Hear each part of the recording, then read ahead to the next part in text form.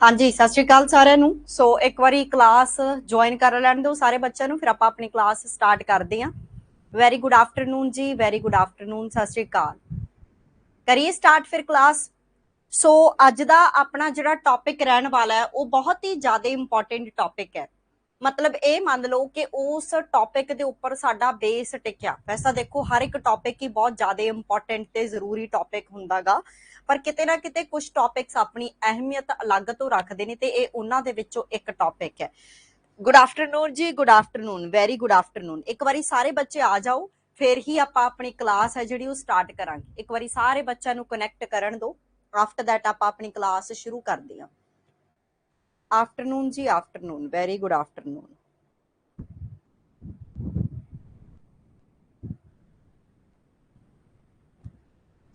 Okay, so अज का साडा बड़ा ही महत्वपूर्ण टॉपिक स्टार्ट होने जा रहा है, जिहदा नाम है जी संसद, जिन्हों तुसी पार्लियामेंट कह दिंदे हो। संसद भाव के तुहाडी पार्लियामेंट।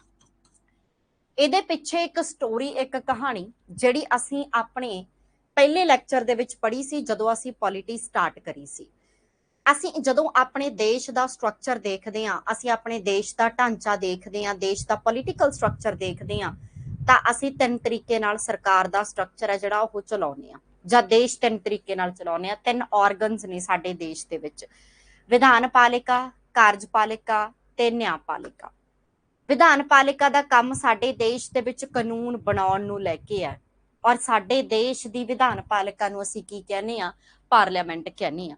ਹਰੇਕ ਦੇਸ਼ ਦੇ ਵਿੱਚ ਕਾਨੂੰਨ ਬਣਦਾ, ਇਹ ਨਹੀਂ ਹੈਗਾ ਵੀ ਕਿਸੇ ਦੇਸ਼ ਦੇ ਵਿੱਚ ਕਾਨੂੰਨ ਨਹੀਂ ਬਣਦਾ।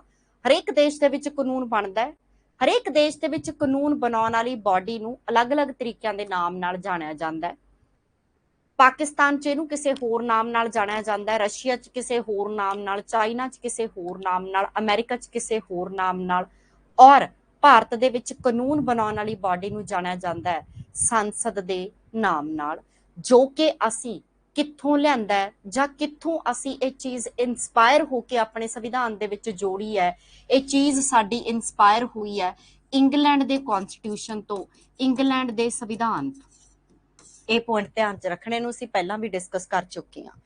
ਦੂਸਰਾ ਪੁਆਇੰਟ ਮੈਂ ਇੱਥੇ ਕੀ ਕਿਹਾ ਕਿ ਜੋ ਸਾਡੀ ਭਾਰਤ ਦੀ ਵਿਧਾਨ ਪਾਲਿਕਾ ਹੈ, ਜੋ ਸਾਡੇ ਦੇਸ਼ ਦੇ ਵਿੱਚ ਵਿਧਾਨ ਪਾਲਿਕਾ ਹੈ, ਜੋ ਸਾਡੇ ਦੇਸ਼ ਦੀ ਲੈਜਿਸਲੇਚਰ ਹੈ, ਉਹਦਾ ਕੰਮ ਸਾਡੇ ਦੇਸ਼ ਦੇ ਵਿੱਚ ਕੀ ਕੰਮ ਕਰਨਾ ਹੈਗਾ? ਕਾਨੂੰਨ ਬਣਾਉਣਾ ਹੈਗਾ। ਔਰ ਜੇ ਆਪਾਂ ਗੱਲ ਕਰੀਏ ਕਾਨੂੰਨ ਬਣਾਉਣ ਨੂੰ ਲੈ ਕੇ ਸਾਡੇ ਦੇਸ਼ ਦੀ ਸਭ ਤੋਂ ਵੱਧ ਐਕਟਿਵ ਕੌਣ ਰਹਿੰਦੀ ਹੈ? ਪਾਰਲੀਮੈਂਟ ਰਹਿੰਦੀ ਹੈ। ਠੀਕ ਹੈ, ਹਾਂਜੀ ਪਾ ਦਿੰਨੇ ਆ ਮਨਪ੍ਰੀਤ, ਡੋਂਟ ਵਰੀ, ਲਿਸਟਾਂ ਪਾ ਦਿੰਨੀ ਆ। ਠੀਕ ਹੈ, ਜੋ ਪੜ੍ਹਾ ਰਹੀ ਹਾਂ ਉਹ ਸੁਣੋ ਪਹਿਲਾਂ। ਸੋ ਸਾਡੇ ਦੇਸ਼ ਦੇ ਵਿੱਚ ਵਿਧਾਨ ਪਾਲਿਕਾ ਦਾ ਕੰਮ ਕਾਨੂੰਨ ਬਣਾਉਣਾ, ਔਰ ਸਾਡੇ ਦੇਸ਼ ਦੀ ਵਿਧਾਨ ਪਾਲਿਕਾ ਦਾ ਨਾਮ ਸੰਸਦ ਹੈ, ਜੋ ਕਿ ਅਸੀਂ ਇੰਗਲੈਂਡ ਦੇ ਸੰਵਿਧਾਨ ਤੋਂ ਇਨਸਪਾਇਰ ਹੋ ਕੇ ਲੈ ਕੇ ਆਏ ਹਾਂ। ਹੁਣ ਸਾਡੇ ਦੇਸ਼ ਦੇ ਵਿੱਚ ਜਦੋਂ ਅਸੀਂ ਪਾਰਲੀਮੈਂਟ ਦੀ ਗੱਲ ਕਰਦੇ ਹਾਂ, ਸੰਸਦ ਦੀ ਗੱਲ ਕਰਦੇ ਹਾਂ, ਬੇਸ਼ੱਕ ਅਸੀਂ ਇਹਨੂੰ ਕਹਿੰਦੇ ਹਾਂ ਕਿ ਅਸੀਂ ਇਹਨੂੰ ਇੰਗਲੈਂਡ ਤੋਂ ਕਾਪੀ ਕਰਕੇ ਲਿਆਂਦਾ। ਇਹਦਾ ਇੱਕ ਸਟਰਕਚਰ ਹੈ, ਇਹਦਾ ਇੱਕ ਪੈਟਰਨ ਹੈ। ਜਦੋਂ ਅਸੀਂ ਆਪਣੀ ਪਾਰਲੀਮੈਂਟ ਦੀ ਗੱਲ ਕਰਾਂਗੇ, ਸਾਡੀ ਪਾਰਲੀਮੈਂਟ ਦੇ ਤਿੰਨ ਆਰਗਨ ਨੇ, ਤਿੰਨ ਅੰਗ ਨੇ। ਕਿਹੜੇ ਕਿਹੜੇ ਤਿੰਨ ਅੰਗ ਨੇ? ਇੱਕ ਤਾਂ ਸਾਡਾ ਸਭ ਤੋਂ ਵੱਡੀ ਵਿਲੱਖਣਤਾ ਹੈ ਕਿ president is the part of Indian parliament. ਇਹ ਸਵਾਲ ਸਾਡੇ ਪੇਪਰ ਦੇ ਵਿੱਚ ਪੁੱਛਿਆ ਵੀ ਜਾਂਦਾ ਹੈ ਕਿ ਭਾਰਤੀ ਸੰਸਦ ਦੀ ਵਿਲੱਖਣਤਾ ਕੀ ਹੈ, ਭਾਰਤੀ ਸੰਸਦ ਦੀ ਸਪੈਸ਼ਲਿਟੀ ਕੀ ਹੈ, ਖਾਸੀਅਤ ਕੀ ਹੈ? ਤਾਂ ਉਦੋਂ ਆਨਸਰ ਕੀ ਲਗਾਉਂਗੇ ਕਿ ਰਾਸ਼ਟਰਪਤੀ ਭਾਰਤੀ ਸੰਸਦ ਦਾ ਇੱਕ ਅੰਗ ਹੈ, ਇੱਕ ਹਿੱਸਾ ਹੈ। ਇਹ ਸਾਡੀ ਵਿਲੱਖਣਤਾ ਹੈ। ਨੋਰਮਲੀ ਜਦੋਂ ਅਸੀਂ ਬਾਕੀ ਦੇਸ਼ਾਂ ਦੀ ਗੱਲ ਕਰਦੇ ਹਾਂ, ਬਾਕੀ ਦੇਸ਼ਾਂ ਦੀ ਲੈਜਿਸਲੇਚਰ ਦੀ ਗੱਲ ਕਰਦੇ ਹਾਂ, ਵਿਧਾਨ ਪਾਲਿਕਾ ਦੀ ਗੱਲ ਕਰਦੇ ਹਾਂ, ਬਹੁਤ ਘੱਟ ਜਗ੍ਹਾ ਤੇ ਪ੍ਰੈਜ਼ੀਡੈਂਟ ਅਲੱਗ-ਅਲੱਗ ਦੇਸ਼ਾਂ ਦੇ ਵਿੱਚ ਪਾਰਲੀਮੈਂਟ ਜਾਂ ਉੱਥੋਂ ਦੀ ਵਿਧਾਨ ਪਾਲਿਕਾ ਦਾ ਹਿੱਸਾ ਹੁੰਦਾ ਹੈ। ਭਾਰਤ ਉਹਨਾਂ ਦੇਸ਼ਾਂ ਦੇ ਵਿੱਚੋਂ ਇੱਕ ਦੇਸ਼ ਆ ਜਿੱਥੇ ਕਿ ਪ੍ਰੈਜ਼ੀਡੈਂਟ ਸਾਡੀ ਪਾਰਲੀਮੈਂਟ ਦਾ ਇੱਕ ਅਨਿੱਖੜਵਾਂ ਅੰਗ ਹੈ। ਦੂਸਰੇ ਨੰਬਰ ਤੇ ਜੇ ਅਸੀਂ ਗੱਲ ਕਰੀਏ, ਇਹਦਾ ਦੂਸਰਾ ਅੰਗ ਹੈ ਜੀ ਲੋਕ ਸਭਾ, ਤੇ ਤੀਸਰਾ ਅੰਗ ਉੱਪਰਲਾ ਸਦਨ, ਜਿਹਨੂੰ ਤੁਸੀਂ ਕਹਿ ਦਿੰਦੇ ਹੋ ਰਾਜ ਸਭਾ। ਇੱਥੇ ਸਵਾਲ ਸਾਨੂੰ ਇਸੇ ਬੋਰਡ ਦੀ ਸਕਰੀਨ ਦੇ ਉੱਪਰ 3 ਜਾਂ 4 ਸਵਾਲ ਬਣਦੇ ਨੇ। ਸਭ ਤੋਂ ਪਹਿਲਾ ਸਵਾਲ ਬਣਦਾ ਹੈ, ਜੇ ਸਾਨੂੰ ਪੁੱਛਿਆ ਜਾਂਦਾ ਹੈ, ਦੇਖੋ ਕਨਫਿਊਜ਼ਨਸ ਨਹੀਂ ਕ੍ਰੀਏਟ ਕਰਨੀਆਂ, ਜੇ ਸਾਨੂੰ ਪੁੱਛਿਆ ਜਾਂਦਾ ਹੈ ਕਿ ਭਾਰਤੀ ਸੰਸਦ ਦੇ ਕਿੰਨੇ ਅੰਗ ਨੇ, ਤਾਂ ਸਾਡਾ ਆਨਸਰ ਆਊਗਾ 3 ਅੰਗ ਨੇ। ਰਾਸ਼ਟਰਪਤੀ, ਲੋਕ ਸਭਾ ਤੇ ਰਾਜ ਸਭਾ। ਜੇ ਸਾਨੂੰ ਪੁੱਛਿਆ ਗਿਆ ਕਿ ਭਾਰਤੀ ਸੰਸਦ ਦੇ ਕਿੰਨੇ ਸਦਨ ਨੇ, ਸਦਨ ਤੇ ਅੰਗਾਂ ਦੇ ਵਿੱਚ ਫਰਕ ਰੱਖਣਾ, ਇੱਥੇ ਬੱਚੇ ਕਨਫਿਊਜ਼ ਹੁੰਦੇ ਨੇ ਡਿਊਰਿੰਗ ਐਗਜ਼ਾਮ। ਜੇ ਸਾਨੂੰ ਪੁੱਛਿਆ ਗਿਆ ਸਾਡੇ ਕਿੰਨੇ ਸਦਨ ਨੇ, 2 ਸਦਨ ਨੇ, ਇੱਕ ਸਾਡਾ ਹੇਠਲਾ ਸਦਨ ਹੈ ਤੇ ਦੂਸਰਾ ਸਾਡਾ ਉੱਪਰਲਾ ਸਦਨ ਹੈ। ਹੇਠਲੇ ਸਦਨ ਨੂੰ ਅਸੀਂ ਬਾਅਦ ਦੇ ਵਿੱਚ ਲੋਕ ਸਭਾ ਕਿਹਾ ਤੇ ਉੱਪਰਲੇ ਸਦਨ ਨੂੰ ਅਸੀਂ ਬਾਅਦ ਦੇ ਵਿੱਚ ਰਾਜ ਸਭਾ ਕਿਹਾ। ਇਹ ਇਹਨਾਂ ਦੇ ਨਾਮ 1952 ਦੇ ਵਿੱਚ ਜਾ ਕੇ ਪੈਂਦੇ ਨੇ। ਤੀਸਰਾ ਸਵਾਲ ਕੀ ਬਣਦਾ ਹੈ ਕਿ ਸਾਡੀ ਭਾਰਤ ਦੀ ਵਿਧਾਨ ਪਾਲਿਕਾ ਦਾ ਨਾਮ ਕੀ ਹੈ? ਸਾਡੀ ਭਾਰਤ ਦੀ ਵਿਧਾਨ ਪਾਲਿਕਾ ਦਾ ਨਾਮ ਹੈ ਜੀ ਪਾਰਲੀਮੈਂਟ, ਸੰਸਦ। ਚੌਥਾ ਸਵਾਲ ਬਣਦਾ ਹੈ ਕਿ ਸਾਡੇ ਦੇਸ਼ ਦੇ ਵਿੱਚ ਕਾਨੂੰਨ ਕੌਣ ਬਣਾਉਂਦਾ ਹੈ? ਤਾਂ ਸਾਡਾ ਆਨਸਰ ਆਊਗਾ ਸੰਸਦ। ਪੰਜਵਾਂ ਸਵਾਲ ਕੀ ਬਣਦਾ ਹੈ ਕਿ ਸਾਡੀ ਸੰਸਦ ਕਿਹੜੇ ਦੇਸ਼ ਨਾਲ ਮਿਲਦੀ ਜੁਲਦੀ ਹੈ? ਇੰਗਲੈਂਡ ਦੇ ਨਾਲ ਮਿਲਦੀ ਜੁਲਦੀ ਹੈ। ਛੇਵਾਂ ਸਵਾਲ ਕੀ ਬਣਦਾ ਹੈ ਕਿ ਸਾਡੇ ਦੇਸ਼ ਦੀ ਸੰਸਦ ਦੀ ਖਾਸੀਅਤ ਕੀ ਹੈ, ਇੰਪੋਰਟੈਂਸ ਕੀ ਆ? ਤਾਂ ਆਪਾਂ ਕਹਾਂਗੇ ਕਿ ਸਾਡੇ ਦੇਸ਼ ਦੇ ਵਿੱਚ ਰਾਸ਼ਟਰਪਤੀ ਸਾਡੀ ਸੰਸਦ ਦਾ ਇੱਕ ਪਾਰਟ ਹੈ। ਇਹ ਸਾਡੀ ਬਹੁਤ ਵੱਡੀ ਖਾਸੀਅਤ ਹੈ ਕਿ ਪ੍ਰੈਜ਼ੀਡੈਂਟ ਕਿਤੇ ਨਾ ਕਿਤੇ ਲਾਅ ਮੇਕਿੰਗ ਦੇ ਵਿੱਚ ਪਾਰਟਿਸਿਪੇਟ ਕਰਦਾ ਹੈ। ਇਹ ਸਾਡੀ ਭਾਰਤੀ ਸੰਸਦ ਦੀ ਇੱਕ ਵੱਡੀ ਖਾਸੀਅਤ ਹੈ। ਅਗਲਾ ਪੁਆਇੰਟ, ਅਸੀਂ ਹੁਣ ਤੱਕ ਕਹਿ ਰਹੇ ਹਾਂ ਕਿ ਸਾਡੀ ਸੰਸਦ ਇੰਗਲੈਂਡ ਦੀ ਸੰਸਦ ਤੋਂ ਇਨਸਪਾਇਰਡ ਆ, ਪਰ ਭਾਰਤੀ ਸੰਸਦ ਅਤੇ ਇੰਗਲੈਂਡ ਦੀ ਸੰਸਦ ਦੇ ਵਿੱਚ ਇੱਕ ਫਰਕ ਆ। ਇਹ ਫਰਕ ਅਸੀਂ ਪਹਿਲਾਂ ਵੀ ਡਿਸਕਸ ਕਰ ਚੁੱਕੇ ਹਾਂ। ਜਿਹੜੀ ਇੰਗਲੈਂਡ ਦੀ ਸੰਸਦ ਹੈ ਉਹ ਬੱਚੋ ਪ੍ਰਭੂ ਸੱਤਾ ਸੰਪੰਨ ਹੈ। ਇੰਗਲੈਂਡ ਦੀ ਸੰਸਦ ਹੈ ਜਿਹੜੀ ਉਹ ਪ੍ਰਭੂ ਸੱਤਾ ਸੰਪੰਨ ਹੈ। ਪਰ ਜਦੋਂ ਅਸੀਂ ਭਾਰਤੀ ਸੰਸਦ ਦੀ ਗੱਲ ਕਰਦੇ ਹਾਂ ਤਾਂ ਭਾਰਤ ਦੀ ਸੰਸਦ ਪ੍ਰਭੂ ਸੱਤਾ ਸੰਪੰਨ ਨਹੀਂ ਹੈ। ਹੁਣ ਇਹਨਾਂ ਦੋਹਾਂ ਸ਼ਬਦਾਂ ਦੇ ਵਿੱਚ ਕੀ ਫਰਕ ਆ? ਜਿਹੜੀ ਸਾਡੀ ਇੰਗਲੈਂਡ ਦੀ ਸੰਸਦ ਦਾ ਕਨਸੈਪਟ ਹੈ ਉਹ ਕਿਸ ਤਰੀਕੇ ਦਾ ਕਿ ਜਦੋਂ ਵੀ ਇੰਗਲੈਂਡ ਦੀ ਸੰਸਦ ਨਵਾਂ ਕਾਨੂੰਨ ਬਣਾਊਗੀ ਤਾਂ ਉਹ ਕਾਨੂੰਨ ਆਖਰੀ ਹੋਊਗਾ। ਉਹਨੂੰ ਇੰਗਲੈਂਡ ਦੇ ਵਿੱਚ ਕੋਈ ਨਹੀਂ ਬਦਲ ਸਕਦਾ, ਨਾ ਉੱਥੋਂ ਦਾ ਰਾਜਾ, ਨਾ ਉੱਥੋਂ ਦੀ ਰਾਣੀ, ਨਾ ਉੱਥੋਂ ਦੀ ਕੋਈ ਹੋਰ ਸੰਸਥਾ। ਜਦੋਂ ਅਸੀਂ ਕਿਸੇ ਸ਼ਬਦ ਨੂੰ, ਕਿਸੇ ਬਾਡੀ ਨੂੰ, ਕਿਸੇ ਦੇਸ਼ ਨੂੰ ਪ੍ਰਭੂ ਸੱਤਾ ਕਹਿੰਦੇ ਆ, ਪ੍ਰਭੂ ਸੱਤਾ ਦਾ ਮਤਲਬ ਹੁੰਦਾ ਸਾਰੀ ਦੀ ਸਾਰੀ ਪਾਵਰ ਉੱਥੇ ਆ, ਉਹ ਤੇ ਕਿਸੇ ਹੋਰ ਚੀਜ਼ ਦੀ ਪਾਵਰ ਨਹੀਂ ਹਾਵੀ ਹੋਊਗੀ। ਭਾਵ ਕਿ ਇੱਥੋਂ ਸਾਨੂੰ ਕੀ ਪਤਾ ਲੱਗਿਆ ਵੀ ਜੇ ਇੰਗਲੈਂਡ ਦੀ ਸੰਸਦ ਪ੍ਰਭੂ ਸੱਤਾ ਸੰਪੰਨ ਹੈ ਤਾਂ ਇਹਦਾ ਮਤਲਬ ਇੰਗਲੈਂਡ ਦੀ ਸੰਸਦ ਦਾ ਬਣਾਇਆ ਗਿਆ ਕਾਨੂੰਨ ਆਖਰੀ ਹੈ, ਉਹਨੂੰ ਉੱਥੇ ਕੋਈ ਨਹੀਂ ਬਦਲ ਸਕਦਾ। ਜੋ ਉੱਥੋਂ ਦੀ ਸੰਸਦ ਨੇ ਕਹਿਤਾ ਉਹ ਆਖਰੀ ਮੰਨਿਆ ਜਾਂਦਾ ਹੈ। ਪਰ ਦੂਜੇ ਪਾਸੇ ਆਪਾਂ ਕਹਿ ਰਹੇ ਹਾਂ ਕਿ ਭਾਰਤ ਦੀ ਸੰਸਦ ਪ੍ਰਭੂ ਸੱਤਾ ਸੰਪੰਨ ਨਹੀਂ ਹੈਗੀ। ਇਹਦਾ ਮਤਲਬ ਇਹ ਆ ਵੀ ਜੇ ਇਹ ਪ੍ਰਭੂ ਸੱਤਾ ਸੰਪੰਨ ਨਹੀਂ ਹੈ ਤਾਂ ਇਹਦੇ ਵਿੱਚ ਬਣਾਏ ਗਏ ਕਾਨੂੰਨ ਨੂੰ ਅਸੀਂ ਕਿਤੇ ਨਾ ਕਿਤੇ ਜਾ ਕੇ ਚੈਲੰਜ ਕਰ ਸਕਦੇ ਹਾਂ। ਔਰ ਇਹ ਪੁਆਇੰਟ ਸਾਨੂੰ ਸਾਰਿਆਂ ਨੂੰ ਪਤਾ ਹੈ ਕਿ ਜਦੋਂ ਸਾਡੀ ਭਾਰਤੀ ਪਾਰਲੀਮੈਂਟ ਕੋਈ ਵੀ ਕਾਨੂੰਨ ਬਣਾਉਂਦੀ ਹੈ ਉਹਨੂੰ ਅਸੀਂ ਚੈਲੰਜ ਕਰ ਸਕਦੇ ਹਾਂ ਜਾ ਕੇ ਸਾਡੀ ਸੁਪਰੀਮ ਕੋਰਟ ਦੇ ਵਿੱਚ, ਜਾਂ ਫਿਰ ਆਪਾਂ ਇੱਕ ਕਨਸੈਪਟ ਪੜਿਆਗਾ ਜੁਡੀਸ਼ੀਅਲ ਰਿਵਿਊ ਦਾ। ਪੜਿਆ ਨਾ ਆਪਾਂ ਨੇ ਸਾਰਿਆਂ ਨੇ ਕਨਸੈਪਟ ਜੁਡੀਸ਼ੀਅਲ ਰਿਵਿਊ ਦਾ, ਜਿਹਨੂੰ ਤੁਸੀਂ ਨਿਆਇਕ ਨਿਰੀਖਣ ਕਹਿੰਦੇ ਹੋ ਜਾਂ ਪੁਨਰ ਨਿਰੀਖਣ ਕਹਿੰਦੇ ਹੋ। ਸਾਡੇ ਦੇਸ਼ ਦੇ ਵਿੱਚ ਜੁਡੀਸ਼ੀਅਲ ਰਿਵਿਊ ਦਾ ਕਨਸੈਪਟ ਹੈ ਜਿਹੜਾ ਉਹ ਭਾਰਤੀ ਪਾਰਲੀਮੈਂਟ ਦੀ ਪ੍ਰਭੂ ਸੱਤਾ ਨੂੰ ਖਤਮ ਕਰਦਾਗਾ। ਪ੍ਰਭੂ ਸੱਤਾ ਦਾ ਮਤਲਬ ਇਹ ਹੋ ਗਿਆ ਵੀ ਉੱਥੇ ਬਣਾਏ ਗਏ ਕਾਨੂੰਨ ਨੂੰ ਕੋਈ ਬਦਲੂਗਾ ਨਹੀਂ। ਪਰ ਅਸੀਂ ਇਹ ਪੁਆਇੰਟ ਸਾਰੇ ਜਣੇ ਜਾਣਦੇ ਆ ਕਿ ਭਾਰਤੀ ਸੰਸਦ ਵਿੱਚ ਬਣਾਏ ਗਏ ਕਾਨੂੰਨ ਨੂੰ ਸਾਡੇ ਦੇਸ਼ ਦੀ ਸੁਪਰੀਮ ਕੋਰਟ ਬਦਲ ਸਕਦੀ ਹੈ, ਚੇਂਜ ਕਰ ਸਕਦੀ ਹੈ, ਹਟਾ ਸਕਦੀ ਹੈ, ਰੱਦ ਕਰ ਸਕਦੀ ਹੈ, ਜਿਹਨੂੰ ਅਸੀਂ ਕਿਹੜੇ ਕਨਸੈਪਟ ਦੇ ਹੇਠ ਦੇਖਦੇ ਆ? Judicial review. ਸੋ ਇੱਥੇ ਇੱਕ ਇੰਪੋਰਟੈਂਟ ਸਵਾਲ ਬਣਦਾ ਹੈ ਕਿ ਜੋ ਭਾਰਤੀ ਸੰਸਦ ਹੈ ਤੇ ਇੰਗਲੈਂਡ ਦੀ ਸੰਸਦ ਹੈ, ਇਹਨਾਂ ਦੇ ਵਿੱਚ ਇੱਕ ਫਰਕ ਕੀ ਹੈ? ਇੱਕ ਇਹੀ ਫਰਕ ਹੈ ਕਿ ਇੰਗਲੈਂਡ ਦੀ ਸੰਸਦ ਪ੍ਰਭੂ ਸੱਤਾ ਸੰਪੰਨ ਹੈ ਪਰ ਭਾਰਤ ਦੀ ਸੰਸਦ ਪ੍ਰਭੂ ਸੱਤਾ ਸੰਪੰਨ ਨਹੀਂ ਹੈ। ਦੂਸਰਾ ਪੁਆਇੰਟ ਇੱਥੇ ਸਵਾਲ ਬਣਦਾ ਹੈ ਕਿ ਭਾਰਤ ਦੀ ਸੰਸਦ ਪ੍ਰਭੂ ਸੱਤਾ ਸੰਪੰਨ ਨਹੀਂ ਹੈ, ਕਿਉਂ? ਇਹਦੇ ਪਿੱਛੇ ਕਾਰਨ ਕੀ ਹੈ? ਇਹਦੇ ਪਿੱਛੇ ਕਾਰਨ ਹੈ ਕਿ ਅਸੀਂ ਭਾਰਤੀ ਸੰਸਦ ਵਿੱਚ ਬਣਾਏ ਗਏ ਕਾਨੂੰਨ ਨੂੰ ਚੈਲੰਜ ਕਰ ਸਕਦੇ ਹਾਂ ਜਾ ਕੇ ਸੁਪਰੀਮ ਕੋਰਟ ਦੇ ਵਿੱਚ। ਔਰ ਜੇ ਆਪਾਂ ਇਹਨੂੰ ਚੈਲੰਜ ਕਰ ਸਕਦੇ ਹਾਂ ਤਾਂ ਫਿਰ ਡੈਫੀਨੇਟਲੀ ਆਪਾਂ ਇਹਨੂੰ ਪ੍ਰਭੂ ਸੱਤਾ ਸੰਪੰਨ ਨਹੀਂ ਕਹਿ ਸਕਦੇ। ਇਹ ਪੁਆਇੰਟ ਕਲੈਰੀਫਾਈ ਹੋਇਆ। ਇਸ ਤੋਂ ਬਾਅਦ ਜਦੋਂ ਵੀ ਆਪਾਂ ਪਾਰਲੀਮੈਂਟ ਪੜਾਂਗੇ ਇਹਦੇ ਆਰਟੀਕਲ ਪੜ੍ਹਨੇ ਬਹੁਤ ਜ਼ਰੂਰੀ ਨੇ। ਮੈਂ ਅਗਲੇ ਪੇਜ ਤੇ ਕਰਵਾ ਦਿੰਨੀ ਆ। ਸਾਡੇ ਦੇਸ਼ ਦੇ ਵਿੱਚ ਇੱਕ ਸੰਸਦ ਹੋਵੇਗੀ, ਭਾਰਤ ਦੇਸ਼ ਦੇ ਵਿੱਚ ਇੱਕ ਸੰਸਦ ਹੋਵੇਗੀ, ਇਹਦਾ ਆਰਟੀਕਲ 79 ਹੈ, ਵੈਰੀ ਵੈਰੀ ਇੰਪੋਰਟੈਂਟ ਹੈ। ਭਾਰਤ ਦੇ ਵਿੱਚ ਇੱਕ ਸੰਸਦ ਹੋਵੇਗੀ, ਇਹਦਾ ਆਰਟੀਕਲ 79 ਹੈ, ਕਾਫੀ ਜ਼ਿਆਦਾ ਇੰਪੋਰਟੈਂਟ ਹੈ।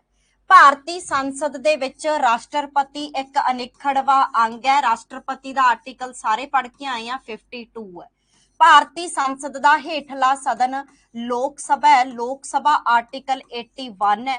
ਭਾਰਤੀ ਸੰਸਦ ਦਾ ਉੱਪਰਲਾ ਸਦਨ ਰਾਜ ਸਭਾ ਹੈ ਤੇ ਰਾਜ ਸਭਾ ਦਾ ਆਰਟੀਕਲ 80 ਹੈ। ਤਾਂ ਇਹਦਾ ਮਤਲਬ ਕੀ ਹੋ ਗਿਆ ਵੀ ਇਹ ਸਾਰੇ ਦੇ ਸਾਰੇ ਸੰਵਿਧਾਨਕ ਅਹੁਦੇ ਨਹੀਂ। ਜਦੋਂ ਕਿਸੇ ਨਾ ਕਿਸੇ ਪੁਆਇੰਟ ਦਾ ਕੋਈ ਆਰਟੀਕਲ ਹੈ, ਕਿਸੇ ਅਥਾਰਟੀ ਦਾ ਕੋਈ ਆਰਟੀਕਲ ਹੈ, ਇਹਦਾ ਮਤਲਬ ਇਹ ਅਹੁਦੇ ਕੀ ਨੇ? ਸੰਵਿਧਾਨਕ ਨੇ। ਸੰਸਦ ਵੀ ਇੱਕ ਸੰਵਿਧਾਨਕ ਅਹੁਦਾ ਹੈ, ਰਾਸ਼ਟਰਪਤੀ ਵੀ ਸੰਵਿਧਾਨਕ ਹੈ, ਲੋਕ ਸਭਾ ਤੇ ਰਾਜ ਸਭਾ ਵੀ ਇੱਕ ਸੰਵਿਧਾਨਕ ਬਾਡੀ ਹੈ, ਕਿਉਂਕਿ ਇਹਨਾਂ ਨੂੰ ਭਾਰਤੀ ਸੰਵਿਧਾਨ ਦੇ ਵਿੱਚ ਕਿਤੇ ਨਾ ਕਿਤੇ ਡਿਫਾਈਨ ਕੀਤਾ ਗਿਆ। ਹੁਣ ਆਪਾਂ ਨੇ 1 ਬਾਏ 1 ਇਹਨਾਂ ਨੂੰ ਸਟੱਡੀ ਕਰਨਾ। ਸਭ ਤੋਂ ਪਹਿਲਾਂ ਇਹਦਾ ਅਨਿੱਖੜਵਾਂ ਅੰਗ ਰਾਸ਼ਟਰਪਤੀ ਹੈ, ਇਹਨੂੰ ਅਸੀਂ ਪੜ੍ਹ ਚੁੱਕੇ ਹਾਂ। ਦੂਸਰਾ ਪੁਆਇੰਟ ਹੈ ਜਿਹੜਾ ਅੱਜ ਆਪਾਂ ਪੜ੍ਹਨਾ ਹੈ, ਉਹ ਅਬਾਊਟ ਲੋਕ ਸਭਾ ਔਰ ਅਬਾਊਟ ਰਾਜ ਸਭਾ ਪੜ੍ਹਨਾ ਹੈ। ਇਹ ਸਾਨੂੰ ਪਤਾ ਹੋਣਾ ਚਾਹੀਦਾ।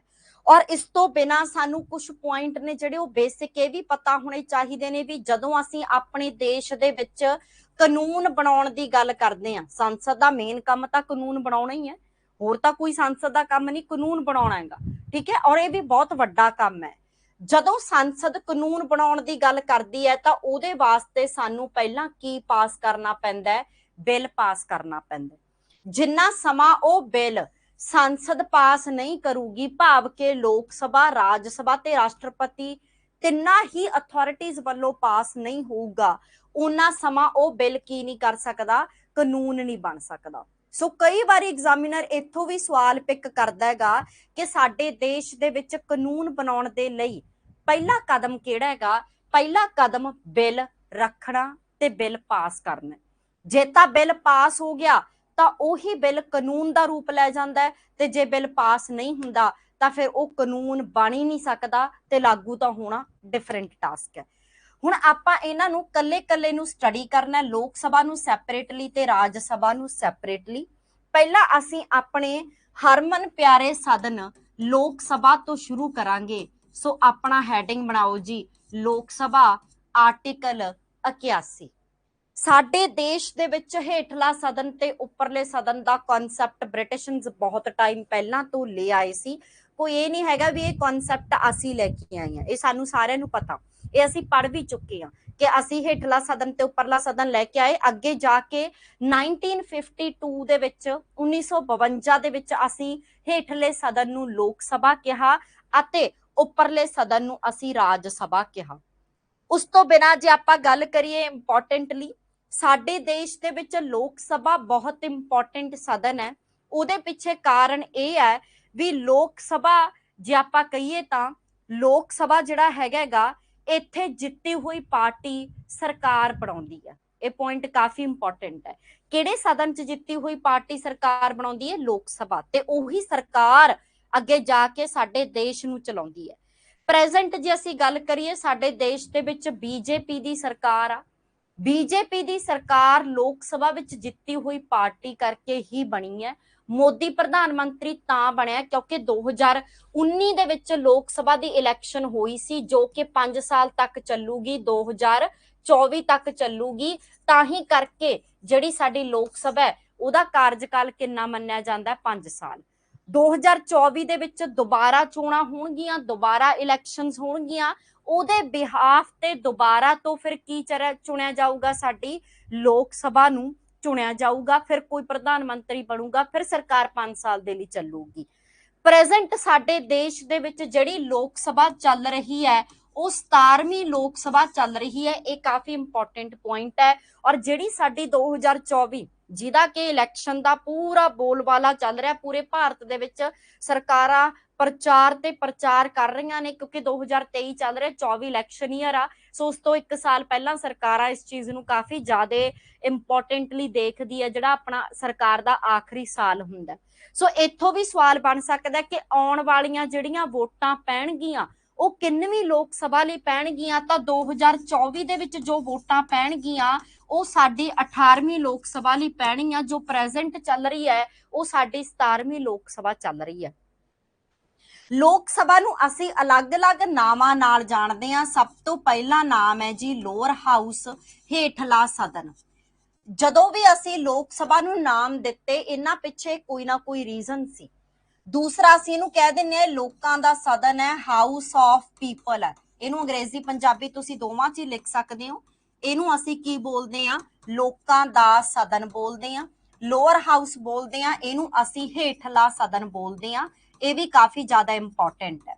ਪਹਿਲਾਂ ਇਹਨਾਂ ਦੋਵਾਂ ਦੇ ਕਾਰਨ ਸਮਝੋ ਕਿ ਅਸੀਂ ਇਹਨੂੰ ਲੋਅਰ ਹਾਊਸ ਕਿਉਂ ਕਹਿੰਦੇ ਆ ਜਾਂ ਅਸੀਂ ਇਹਨੂੰ ਲੋਕਾਂ ਦਾ ਸਦਨ ਕਿਉਂ ਕਹਿੰਦੇ ਆ।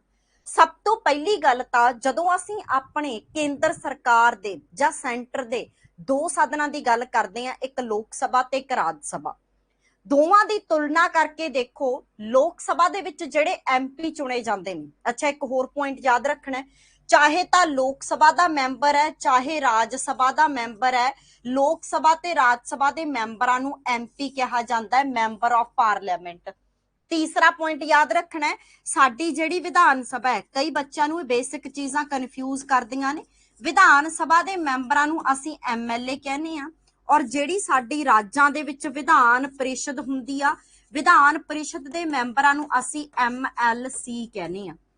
ਤਾਂ ਕਈ ਵਾਰੀ ਬੱਚੇ ਕਨਫਿਊਜ਼ ਹੁੰਦੇ ਨੇ ਕਿ ਲੋਕ ਸਭਾ ਦੇ ਮੈਂਬਰਾਂ ਨੂੰ ਵੀ ਐਮਪੀ ਔਰ ਰਾਜ ਸਭਾ ਦੇ ਮੈਂਬਰਾਂ ਨੂੰ ਵੀ ਐਮਪੀ। ਤਾਂ ਬਿਲਕੁਲ ਸਹੀ ਆ, ਮੈਂਬਰ ਆਫ ਪਾਰਲੀਮੈਂਟ। ਇਹ ਦੋਵੇਂ ਹੀ ਪਾਰਲੀਮੈਂਟ ਦੇ ਸਦਨ ਨੇ। ਵਿਧਾਨ ਸਭਾ ਨੂੰ ਅੰਗਰੇਜ਼ੀ ਦੇ ਵਿੱਚ ਅਸੀਂ ਲੈਜਿਸਲੇਟਿਵ ਅਸੈਂਬਲੀ ਕਹਿੰਦੇ ਆ, ਔਰ ਵਿਧਾਨ ਪਰਿਸ਼ਦ ਨੂੰ ਅਸੀਂ ਅੰਗਰੇਜ਼ੀ ਦੇ ਵਿੱਚ ਲੈਜਿਸਲੇਟਿਵ ਕਾਉਂਸਲ ਕਹਿੰਦੇ ਆ। ਤਾਂ ਇਹਦੇ ਤੋਂ ਬਣਿਆ member of legislative assembly, member of legislative council. ਇਹ ਚਾਰਾਂ ਦੇ ਵਿੱਚ ਕਨਫਿਊਜ਼ ਨਹੀਂ ਹੋਣਾ। ਹੁਣ ਅਸੀਂ ਗੱਲ ਕਰਦੇ ਹਾਂ ਸਾਡੇ ਉੱਪਰ ਵਾਲੇ ਦੋ ਸਦਨਾਂ ਦੀ, ਲੋਕ ਸਭਾ ਦੀ ਤੇ ਰਾਜ ਸਭਾ ਦੀ। ਜਦੋਂ ਅਸੀਂ ਲੋਕ ਸਭਾ ਤੇ ਰਾਜ ਸਭਾ ਦਾ ਕੰਪੈਰੀਜ਼ਨ ਕਰਦੇ ਹਾਂ ਤਾਂ ਸਾਨੂੰ ਇੱਕ ਚੀਜ਼ ਸਾਰਿਆਂ ਨੂੰ ਪਤਾ ਹੈ ਕਿ ਜਦੋਂ ਅਸੀਂ ਲੋਕ ਸਭਾ ਦੀ ਗੱਲ ਕਰਦੇ ਹਾਂ ਇੱਥੇ ਡਾਇਰੈਕਟ ਇਲੈਕਸ਼ਨ ਹੁੰਦੀ ਹੈ, ਜਦੋਂ ਅਸੀਂ ਰਾਜ ਸਭਾ ਦੀ ਗੱਲ ਕਰਦੇ ਹਾਂ ਇੱਥੇ ਇਨਡਾਇਰੈਕਟ ਇਲੈਕਸ਼ਨ ਹੁੰਦੀ ਹੈ। ਇਹ ਪੁਆਇੰਟ ਸਭ ਨੂੰ ਕਲੈਰੀਫਾਈ ਆ। ਲੋਕ ਸਭਾ ਦੀਆਂ ਵੋਟਾਂ ਪਈਆਂ, ਜੋ ਆਪਣੀ ਲੇਟੈਸਟ ਲੋਕ ਸਭਾ 2019 ਦੇ ਵਿੱਚ ਬਣੀ ਸੀ, ਇਹਦੇ ਸੰਬੰਧਿਤ ਵੋਟਾਂ ਪਈਆਂ। ਅਸੀਂ ਸਾਰੇ ਲੋਕ ਖੁਦ ਵੋਟ ਪਾ ਕੇ ਆਏ ਆ ਬਟਨ ਪ੍ਰੈਸ ਕਰਕੇ। ਇਹਦਾ ਮਤਲਬ ਸਾਡੀ ਕਿਹੜੀ ਇਲੈਕਸ਼ਨ ਸੀ? ਡਾਇਰੈਕਟ ਇਲੈਕਸ਼ਨ ਸੀ। ਦੂਜੇ ਪਾਸੇ ਰਾਜ ਸਭਾ ਦੇ ਵਿੱਚ ਇਲੈਕਸ਼ਨ ਦਾ ਪੈਟਰਨ ਹੈ ਜਿਹੜਾ ਉਹ ਇਨਡਾਇਰੈਕਟ ਰਹਿੰਦਾ ਹੈ। ਉੱਥੇ ਜਿਹੜੇ ਮੈਂਬਰ ਜਾਂਦੇ ਨੇ ਉਹਨਾਂ ਨੂੰ ਐਮਐਲਏ ਚੁਣ ਕੇ ਭੇਜਦੇ ਨੇ। ਇਹਨੂੰ ਆਪਾਂ ਫਰਦਰ ਡਿਸਕਸ ਕਰਾਂਗੇ। ਹੁਣ ਇਹ ਤੋਂ ਸਾਡਾ ਪੁਆਇੰਟ ਕੀ ਨਿਕਲਿਆ ਵੀ ਇਹ ਹੇਠਲਾ ਸਦਨ ਕਿਉਂ ਹੈ? ਕਿਉਂਕਿ ਇਹ ਲੋਕਾਂ ਨਾਲ ਜੁੜਿਆ ਹੋਇਆ ਸਦਨ ਹੈ। ਜਦੋਂ ਵੀ ਸਾਡੇ ਦੇਸ਼ ਦੇ ਵਿੱਚ ਲੋਕ ਸਭਾ ਦੀਆਂ ਵੋਟਾਂ ਪੈਂਦੀਆਂ ਨੇ, ਲੋਕਾਂ ਨੂੰ ਗਰਾਊਂਡ ਲੈਵਲ ਤੇ ਕੱਲੀ ਕੱਲੀ ਸੀਟ ਤੇ ਪਤਾ ਹੁੰਦਾ ਵੀ ਫਲਾਨੀ ਸੀਟ ਤੇ ਫਲਾਨਾ ਐਮਪੀ ਹੈ, ਧਮਕਾਣੀ ਸੀਟ ਤੇ ਧਮਕਾਣਾ ਐਮਪੀ ਹੈ, ਤਾਂ ਫਿਰ ਉਹਦੇ ਬੇਸਿਸ ਤੇ ਇਹਨੂੰ ਆਪਾਂ ਹੇਠਲਾ ਸਦਨ ਕਹਿੰਦੇ ਆ। ਦੂਸਰਾ ਪੁਆਇੰਟ, ਇਹਨੂੰ ਅਸੀਂ ਲੋਕਾਂ ਦਾ ਸਦਨ ਕਿਉਂ ਕਹਿੰਦੇ ਆ? ਇਹਦੇ ਪਿੱਛੇ ਵੀ ਡਾਇਰੈਕਟਲੀ ਇਨਡਾਇਰੈਕਟਲੀ ਇਹੀ ਰੀਜ਼ਨ ਹੈ ਕਿ ਲੋਕ ਸਿੱਧੇ ਤੌਰ ਤੇ ਵੋਟ ਪਾ ਕੇ ਲੋਕ ਸਭਾ ਦੇ ਐਮਪੀਆਂ ਨੂੰ ਚੁਣਦੇ ਨੇ, ਜਿਹਦੇ ਕਰਕੇ ਅਸੀਂ ਇਹਨੂੰ ਕੀ ਬੋਲਦੇ ਆ? ਲੋਕਾਂ ਦਾ ਸਦਨ ਬੋਲਦੇ ਆ। ਹੇਠਲਾ ਸਦਨ ਲਾ ਲਓ, ਲੋਕਾਂ ਦਾ ਸਦਨ ਲਾ ਲਓ। ਇਸ ਤੋਂ ਬਿਨਾ ਤੀਜਾ ਨਾਮ ਜਿਹੜਾ ਕਿ ਕੁਛ ਇਸ ਤਰੀਕੇ ਦੀ ਹੀ ਰਿਪਰੈਜ਼ੈਂਟੇਸ਼ਨ ਹੈ, ਤੀਜਾ ਨਾਮ ਅਸੀਂ ਇਹਨੂੰ ਕਹਿੰਦੇ ਆ ਹਰਮਨ ਪਿਆਰਾ ਸਦਨ। ਹਰਮਨ ਪਿਆਰਾ ਸਦਨ, ਜਿਹਨੂੰ ਤੁਸੀਂ ਕਹਿ ਦਿੰਦੇ ਹੋ ਪਪੂਲਰ ਹਾਊਸ। ਕਈ ਵਾਰੀ ਅੰਗਰੇਜ਼ੀ ਪੰਜਾਬੀ ਦੋਵਾਂ ਨੂੰ ਹੀ ਲਿਖ ਲਿਆ ਕਰੋ, ਕੋਈ ਬਾਹਲੀ ਔਖੀ ਅੰਗਰੇਜ਼ੀ ਪੰਜਾਬੀ ਨਹੀਂ ਹੈਗੀ। ਪਪੂਲਰ ਹਾਊਸ ਵੀ ਪੇਪਰ ਦੇ ਵਿੱਚ ਪੁੱਛਿਆ ਜਾਂਦਾ ਹੈ। ਪਪੂਲੈਰਿਟੀ ਕਿਉਂ ਹੈ? ਡੈਫੀਨੇਟਲੀ ਪਪੂਲੈਰਿਟੀ ਹੈ ਕਿਉਂਕਿ ਇੱਥੇ ਜਿੱਤੀ ਹੋਈ ਪਾਰਟੀ ਦੀ ਸਰਕਾਰ ਬਣਦੀ ਹੈ, ਤਾਂ ਕਰਕੇ ਇਹਨੂੰ ਅਸੀਂ ਪਪੂਲਰ ਹਾਊਸ ਦੇ ਨਾਮ ਤੋਂ ਜਾਣਦੇ ਹਾਂ। ਅਗਲਾ ਪੁਆਇੰਟ ਅਸੀਂ ਲੋਕ ਸਭਾ ਨੂੰ ਕੀ ਕਹਿੰਦੇ ਆ ਜਿਹੜਾ ਕਿ ਕਾਫੀ ਇੰਪੋਰਟੈਂਟ ਹੈ, ਇਹਨੂੰ ਆਪਾਂ ਕਹਿੰਦੇ ਆ ਵੀ ਭਾਈ ਰਾਜ ਸਭਾ ਦੇ ਕੰਪੈरेटिवली ਇਹ ਇੱਕ ਸ਼ਕਤੀਸ਼ਾਲੀ ਸਦਨ ਹੈ। ਰਾਜ ਸਭਾ ਦੇ ਕੰਪੈरेटिवली ਇਹ ਇੱਕ ਪਾਵਰਫੁਲ ਹਾਊਸ ਆ। ਸ਼ਕਤੀਸ਼ਾਲੀ ਕਿਉਂ ਹੈ? ਇਹਦੇ ਪਿੱਛੇ ਚਾਰ ਕਾਰਨ ਨੇ, ਉਹਨਾਂ ਚਾਰਾਂ ਕਾਰਨਾਂ ਨੂੰ ਸਮਝਣਾ। ਹੁਣ ਆਪਾਂ ਇੱਥੇ ਕੰਪੈਰੀਜ਼ਨ ਦੋ ਹੀ ਸਦਨਾਂ ਦਾ ਕਰ ਰਹੇ ਹਾਂ, ਇੱਕ ਲੋਕ ਸਭਾ ਦਾ ਔਰ ਦੂਸਰਾ ਆਪਾਂ ਕੰਪੈਰੀਜ਼ਨ ਕਰ ਰਹੇ ਹਾਂ ਰਾਜ ਸਭਾ ਦਾ। ਲੋਕ ਸਭਾ ਕੋਲੇ ਜ਼ਿਆਦਾ ਪਾਵਰ ਹੈ ਕੰਪੈरेटिवली ਰਾਜ ਸਭਾ, ਤਾਂ ਹੀ ਕਰਕੇ ਲੋਕ ਸਭਾ ਨੂੰ ਅਸੀਂ ਸ਼ਕਤੀਸ਼ਾਲੀ ਸਦਨ ਕਿਹਾ। ਇਹ ਪਾਵਰ ਚਾਰ ਤਰੀਕੇ ਨਾਲ ਦੇਖੀ ਜਾਂਦੀ ਹੈ। ਸਭ ਤੋਂ ਪਹਿਲਾ ਤਰੀਕਾ, ਲੋਕ ਸਭਾ ਵਿੱਚ ਜਿੱਤੀ ਹੋਈ ਪਾਰਟੀ ਦੀ ਸਰਕਾਰ ਬਣਦੀ ਹੈ। कदे भी राज सभा च जित्ती हुई पार्टी की सरकार नहीं बनी। सो ये पहला फैक्टर है कि लोक सभा कंपैरेटिवली राज सभा दे ज्यादा पावरफुल है। दूसरा फैक्टर किहड़ा इत्थे कि जदों असीं मनी बिल की गल करदे हां, धन बिल की गल करदे हां, मनी बिल हमेशा लोक सभा च रखिया जांदा है और जे मनी बिल नूं लोक सभा पास कर दे ਤਾਂ ਉਹਨੂੰ ਪਾਸ ਸਮਝਿਆ ਜਾਂਦਾ। ਅਲਟੀਮੇਟ ਪਾਵਰ ਮਨੀ ਬਿੱਲ ਨੂੰ ਲੈ ਕੇ ਲੋਕ ਸਭਾ ਕੋਲੇ ਹੁੰਦੀ ਹੈ, ਜਿਹਦੇ ਕਰਕੇ ਆਪਾਂ ਲੋਕ ਸਭਾ ਨੂੰ ਰਾਜ ਸਭਾ ਦੇ ਕੰਪੈरेटिवली ਜ਼ਿਆਦਾ ਪਾਵਰਫੁਲ ਮੰਨਦੇ ਹਾਂ। ਤੀਸਰਾ ਪੁਆਇੰਟ ਨਿਕਲ ਕੇ ਆਉਂਦਾ ਹੈ, ਸਾਡੇ ਦੇਸ਼ ਦੇ ਵਿੱਚ ਜਦੋਂ ਵੀ ਬਜਟ ਰੱਖਿਆ ਜਾਂਦਾ ਹੈ ਉਹ ਬਜਟ ਹਮੇਸ਼ਾ ਸਾਡੇ ਹੇਠਲੇ ਸਦਨ ਭਾਵ ਕਿ ਲੋਅਰ ਹਾਊਸ ਭਾਵ ਕਿ ਲੋਕ ਸਭਾ ਦੇ ਵਿੱਚ ਰੱਖਿਆ ਜਾਂਦਾ ਹੈ। ਇਹ ਪੁਆਇੰਟ ਵੀ ਸਾਨੂੰ ਕਲੀਅਰ ਹੋਣਾ ਚਾਹੀਦਾ ਹੈ। चौथा फैक्टर की है कि जदों साडे देश दे विच संयुक्त बैठकां बुलाईयां जांदियां ने, जॉइंट सैशन बुलाए जांदे ने, आर्टिकल 108 दे तहत संयुक्त बैठकां दी प्रधानगी लोक सभा दा स्पीकर करदा है। जदों असीं संयुक्त बैठकां दी गल करदे हां, सदन तां दोवें बैठे ने, लोक सभा भी बैठा होया है, राज सभा भी बैठा होया है, दोवें सदन इक्वली बैठे ने, पर दोवें सदनां दी प्रधानगी जॉइंट सैशन दे रूप दे विच लोक सभा दा स्पीकर करूगा, जिहदे करके किते ना किते राज सभा दे कंपैरेटिवली लोक सभा सानू ज्यादा पावरफुल नजर आउंदा है। सो ये चार फैक्टर ने, सरकार बनती है, मनी बिल नूं लैके अल्टीमेट पावर है, बजट इत्थे रखिया जांदा है, संयुक्त बैठकां दी प्रधानगी लोक सभा दा स्पीकर करदा है। ये चार फैक्टर दे बेसिस ते असीं कह सकदे हां कि lower house is more powerful then upper house. अगला पॉइंट की है, जिहड़ी साडी लोक सभा है इहनूं असीं फर्स्ट हाउस कहने आ, इहनूं असीं पहला सदन कहने आ। ये तुहानूं सारिआं नूं पता होना, फर्स्ट हाउस पहला सदन, क्योंकि सरकार बनाउंदा, क्योंकि सदन साडे देश दे विच की बनाउंदा है, सरकार बनाउंदा है। प्रधान मंत्री, कैबिनेट मंत्री सारे कित्थे बैठ के काम करदे ने, लोक सभा। ये भी याद रखना है। और अगला पॉइंट है, साडे देश दी लोक सभा एक अस्थाई सदन है। साडे देश दी लोक सभा एक अस्थाई सदन है, भाव के एक नॉन परमानेंट हाउस है। ਇਹਦੇ ਪਿੱਛੇ दो कारण ने, ਇਹਨੂੰ याद रखना है। ये सारे पॉइंट ਜਿਹੜੇ ਲਿਖਾਏ ਨੇ, ਹਰਮਨ ਪਿਆਰਾ, ਲੋਅਰ ਹਾਊਸ, फर्स्ट हाउस ਜਾਂ पॉपुलर हाउस ਜਾਂ अस्थाई सदन ਜਾਂ शक्तिशाली सदन, ਇਹਦੇ सवाल बने ने पेपरां ਦੇ ਵਿੱਚ। जे आपां गल करिए लोक सभा साडा अस्थाई सदन है, ਇਹਦਾ ਭਾਵ है लोक सभा ਨੂੰ ਸਮੇਂ ਤੋਂ ਪਹਿਲਾਂ ਭੰਗ ਕੀਤਾ ਜਾ ਸਕਦਾ ਹੈਗਾ। ਲੋਕ ਸਭਾ ਨੂੰ ਸਮੇਂ ਤੋਂ ਪਹਿਲਾਂ ਭੰਗ ਕੀਤਾ ਜਾ ਸਕਦਾ ਹੈ। और लोक सभा ਨੂੰ ਭੰਗ ਕੌਣ ਕਰ ਸਕਦਾ ਹੈ? ਸਾਡੇ ਦੇਸ਼ ਦਾ ਰਾਸ਼ਟਰਪਤੀ। ਕਿਹਦੇ ਦੁਆਰਾ? ਅਵਿਸ਼ਵਾਸ ਦੇ ਮਤੇ ਦੁਆਰਾ। ਇਹ ਪੁਆਇੰਟ ਸਾਨੂੰ ਪਤਾ ਹੋਣਾ ਚਾਹੀਦਾ ਹੈ। ਆਪਾਂ ਕੱਲ ਵੀ ਇਸ ਚੀਜ਼ ਬਾਰੇ ਜ਼ਿਕਰ ਕਰਿਆ ਸੀ ਸਵਾਲਾਂ ਦੇ ਵਿੱਚ। ਅਵਿਸ਼ਵਾਸ ਦੇ ਮਤੇ ਨੂੰ ਪਾਸ ਕਰਨ ਤੇ ਰਾਸ਼ਟਰਪਤੀ ਲੋਕ ਸਭਾ ਨੂੰ ਉਹਦੇ ਸਮੇਂ ਤੋਂ 5 ਸਾਲ ਤੋਂ ਪਹਿਲਾਂ ਭੰਗ ਕਰ ਸਕਦਾ ਹੈ। ਅਨੇਕਾਂ ਵਾਰੀ ਹੋਇਆ ਸਾਡੇ ਦੇਸ਼ ਦੇ ਵਿੱਚ। ਦੂਸਰਾ ਫੈਕਟਰ ਇੱਥੇ ਕੀ ਹੈ ਕਿ ਅਸੀਂ ਲੋਕ ਸਭਾ ਦਾ ਕਾਰਜਕਾਲ ਵਧਾ ਵੀ ਸਕਦੇ ਹਾਂ। ਲੋਕ ਸਭਾ ਦਾ ਕਾਰਜਕਾਲ ਵਧਾਇਆ ਵੀ ਜਾ ਸਕਦਾ ਹੈ, ਔਰ ਉਹ ਕਾਰਜਕਾਲ ਜਿਹੜਾ ਵਧਾਇਆ ਜਾਂਦਾ ਹੈ ਉਦੋਂ ਅਸੀਂ ਐਮਰਜੈਂਸੀ ਦੀ ਕੰਡੀਸ਼ਨ ਦੇਖਦੇ ਹਾਂ। ਜੇ ਸਾਡੇ ਦੇਸ਼ ਦੇ ਵਿੱਚ ਐਮਰਜੈਂਸੀ ਲੱਗੀ ਹੈ ਤਾਂ ਅਸੀਂ ਲੋਕ ਸਭਾ ਦਾ ਕਾਰਜਕਾਲ ਕਿੰਨੇ ਸਾਲ ਤੱਕ ਵਧਾ ਸਕਦੇ ਹਾਂ? 1 ਸਾਲ ਤੱਕ। ਜੇ ਲੋਕ ਸਭਾ ਦਾ ਕਾਰਜਕਾਲ ਆਪਾਂ 5 ਸਾਲ ਕਹਿੰਦੇ ਆ, ਡਿਊਰਿੰਗ ਐਮਰਜੈਂਸੀ ਅਸੀਂ ਇਹਨੂੰ ਵਧਾ ਕੇ 6 ਸਾਲ ਤੱਕ ਕਰ ਸਕਦੇ ਹਾਂ। ਤਾਂ ਕਿਤੇ ਨਾ ਕਿਤੇ ਆਪਾਂ ਇਹਨੂੰ परमानेंट नहीं काउंट कर सकते। एक नॉन परमानेंट सदन है, इनू समय तो पहला भंग करया जा सकता है और इहदा कार्यकाल वधाया भी जा सकता है। दूजे पासे राज सभा इहदा बिल्कुल ऑपोजिट है। जदों आपां राज सभा पढ़िया आपां उत्थे जाके पॉइंट क्लैरीफाई भी करांगे। इत्थे भी देखो राज सभा नूं पहली गल तां कदे भंग ही नहीं कीता जा सकदा। राज सभा कदे डिसोल्व ही नहीं हो सकती। दूसरा पॉइंट, ना ही किसी कारण करके राज सभा का कार्यकाल ਵਧਾਇਆ जा सकता है। सो जिहड़ा साडा लोक सभा एक नॉन परमानेंट हाउस है, ਇਹਦੇ ਪਿੱਛੇ 2 फैक्टर ने। ਇਹ ਦੋਨੇ फैक्टर तुसी ਜਿਹੜੇ ਹੈਗੇ ਨੇ इंपोर्टेंटली याद रखने ने, ਇਹਨੂੰ दिमाग च रखियो। अगला पॉइंट कित्थे चलदे आ? अच्छा, ये सारे सवाल ने, ये भी याद रखियो, सारे क्वेश्चंस बन रहे ने। अगला पॉइंट जिहड़ा आपां इंपोर्टेंटली कवर करना है, ਹੁਣ ਆਪਾਂ ਅੱਜ ਤੱਕ ਪੜਿਆ ਹੈ ਵੀ ਸਾਡੇ ਦੇਸ਼ ਦੇ ਵਿੱਚ ਲੋਕ ਸਭਾ ਦਾ ਕਾਰਜਕਾਲ ਜਿਹੜਾ ਹੈਗਾ ਉਹ 5 ਸਾਲ ਹੈ। ਪਰ ਕੀ ਤੁਹਾਨੂੰ ਪਤਾ ਕਿ ਇੱਕ ਵਾਰੀ ਲੋਕ ਸਭਾ ਦਾ ਕਾਰਜਕਾਲ 5 ਸਾਲ ਤੋਂ ਵਧਾ ਕੇ 6 ਸਾਲ ਕਰ ਦਿੱਤਾ ਗਿਆ ਸੀ। ये पॉइंट बहुत इंपॉर्टेंट और बहुत घट बच्चों नूं इस चीज की नॉलेज हुंदी है। साडे देश की संविधानक सोध 42वीं संविधानक सोध 1976 के तहत जदों इंदिरा गांधी की सरकार सी, लोक सभा का कार्यकाल 5 साल तो वधा के 6 साल कर दिता गया सी। परमानेंटली अमेंड करता भी अज तो बाद साडे देश दे विच लोक सभा का कार्यकाल कितना होया करूगा, 6 साल होया करूगा। पर प्रेजेंट दोबारा 5 साल है, इहदा मतलब दोबारा कोई अमेंडमेंट होया होना, दोबारा फिर इनू 6 साल तो घटा के 5 साल कर दिता गया। किहड़ी सोध नाल ये चीज हुई है जी? 44वीं संविधानक सोध 1978 के तहत। ये दोवें संविधानक सोधां साडे देश दे विच एक इंपॉर्टेंट रोल प्ले करदियां ने। और 42वीं संविधानक सोध नूं तां असीं लघु संविधान दे नाम नाल भी जाणदे हां, मिनी कॉन्स्टिट्यूशन दे नाम नाल भी जाणदे हां। और याद रखना हैगा 5 तो 6 साल एक बारी वधाया गया और थोड़े टाइम लिए इंप्लीमेंट रहा। 5 तो 6 साल कराया गया 42वीं सोध 1976, दोबारा 6 तो 5 कराया गया 44वीं सोध 1978। अगला पॉइंट की जरूरी है, प्रेजेंट साडे देश दे विच वोटिंग एज जिहड़ी हैगी है, प्रेजेंट साडे देश दे विच वोट पाउण दी उम्र कितनी है? 18 साल है।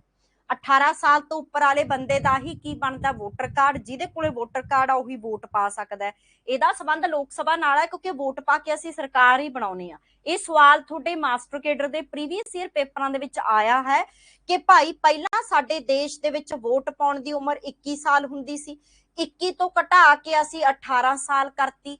ਇਹਦੇ ਵਾਸਤੇ ਜਦੋਂ ਅਸੀਂ ਕੋਈ ਛੇੜਖਾਨੀ ਕਰੀ ਤਾਂ ਡੈਫੀਨਿਟਲੀ ਕੋਈ ਅਮੈਂਡਮੈਂਟ ਹੋਇਆ ਹੋਣਾ। ਉਹ ਕਿਹੜਾ ਅਮੈਂਡਮੈਂਟ ਸੀ? 61ਵੀਂ ਸੰਵਿਧਾਨਕ ਸੋਧ 1999 ਦੇ ਤਹਿਤ ਅਸੀਂ ਆਪਣੇ ਦੇਸ਼ ਦੇ ਵਿੱਚ ਵੋਟ ਪਾਉਣ ਦੀ ਉਮਰ ਜਿਹੜੀ ਹੈਗੀ ਹੈ ਉਹ 21 ਸਾਲ ਤੋਂ ਘਟਾ ਕੇ 18 ਸਾਲ ਕਰ ਦਿੱਤੀ ਹੈ। इस पॉइंट नूं बड़ा ही इंपॉर्टेंटली ध्यान दे विच रखना हैगा। ये तिन्ने सोधां लोक सभा दे नाल डायरैक्टली रिलेटेड ने। 5 तो 6, 6 तो 5 और वोटिंग एज 21 तो 18। ये पॉइंट बहुत ज्यादा इंपॉर्टेंट है। अगला पॉइंट, जदों असीं लोक सभा दी इलैक्शन दी गल करदे हां तां सानूं पता है भी लोक सभा दे मैंबर नूं असीं कहने आ MP। लोक सभा का मैंबर बनन वास्ते की योग्यतावां चाहीदियां ने? जे कल नूं तुसीं MP बनना, मैंबर ऑफ पार्लियामेंट बनना, तो उहदे वास्ते क्वालीफिकेशन क्राइटेरिया की आ वो ध्यान नाल सुनो। 3 पैट पॉइंट ने जी, वो सानूं सारिआं नूं पता है कि वो भारत का नागरिक होवे। ये पॉइंट सानूं सारिआं नूं पता होना चाहिए। इहनूं लिखण दी भी लोड़ नहीं, जस्ट सुन लो।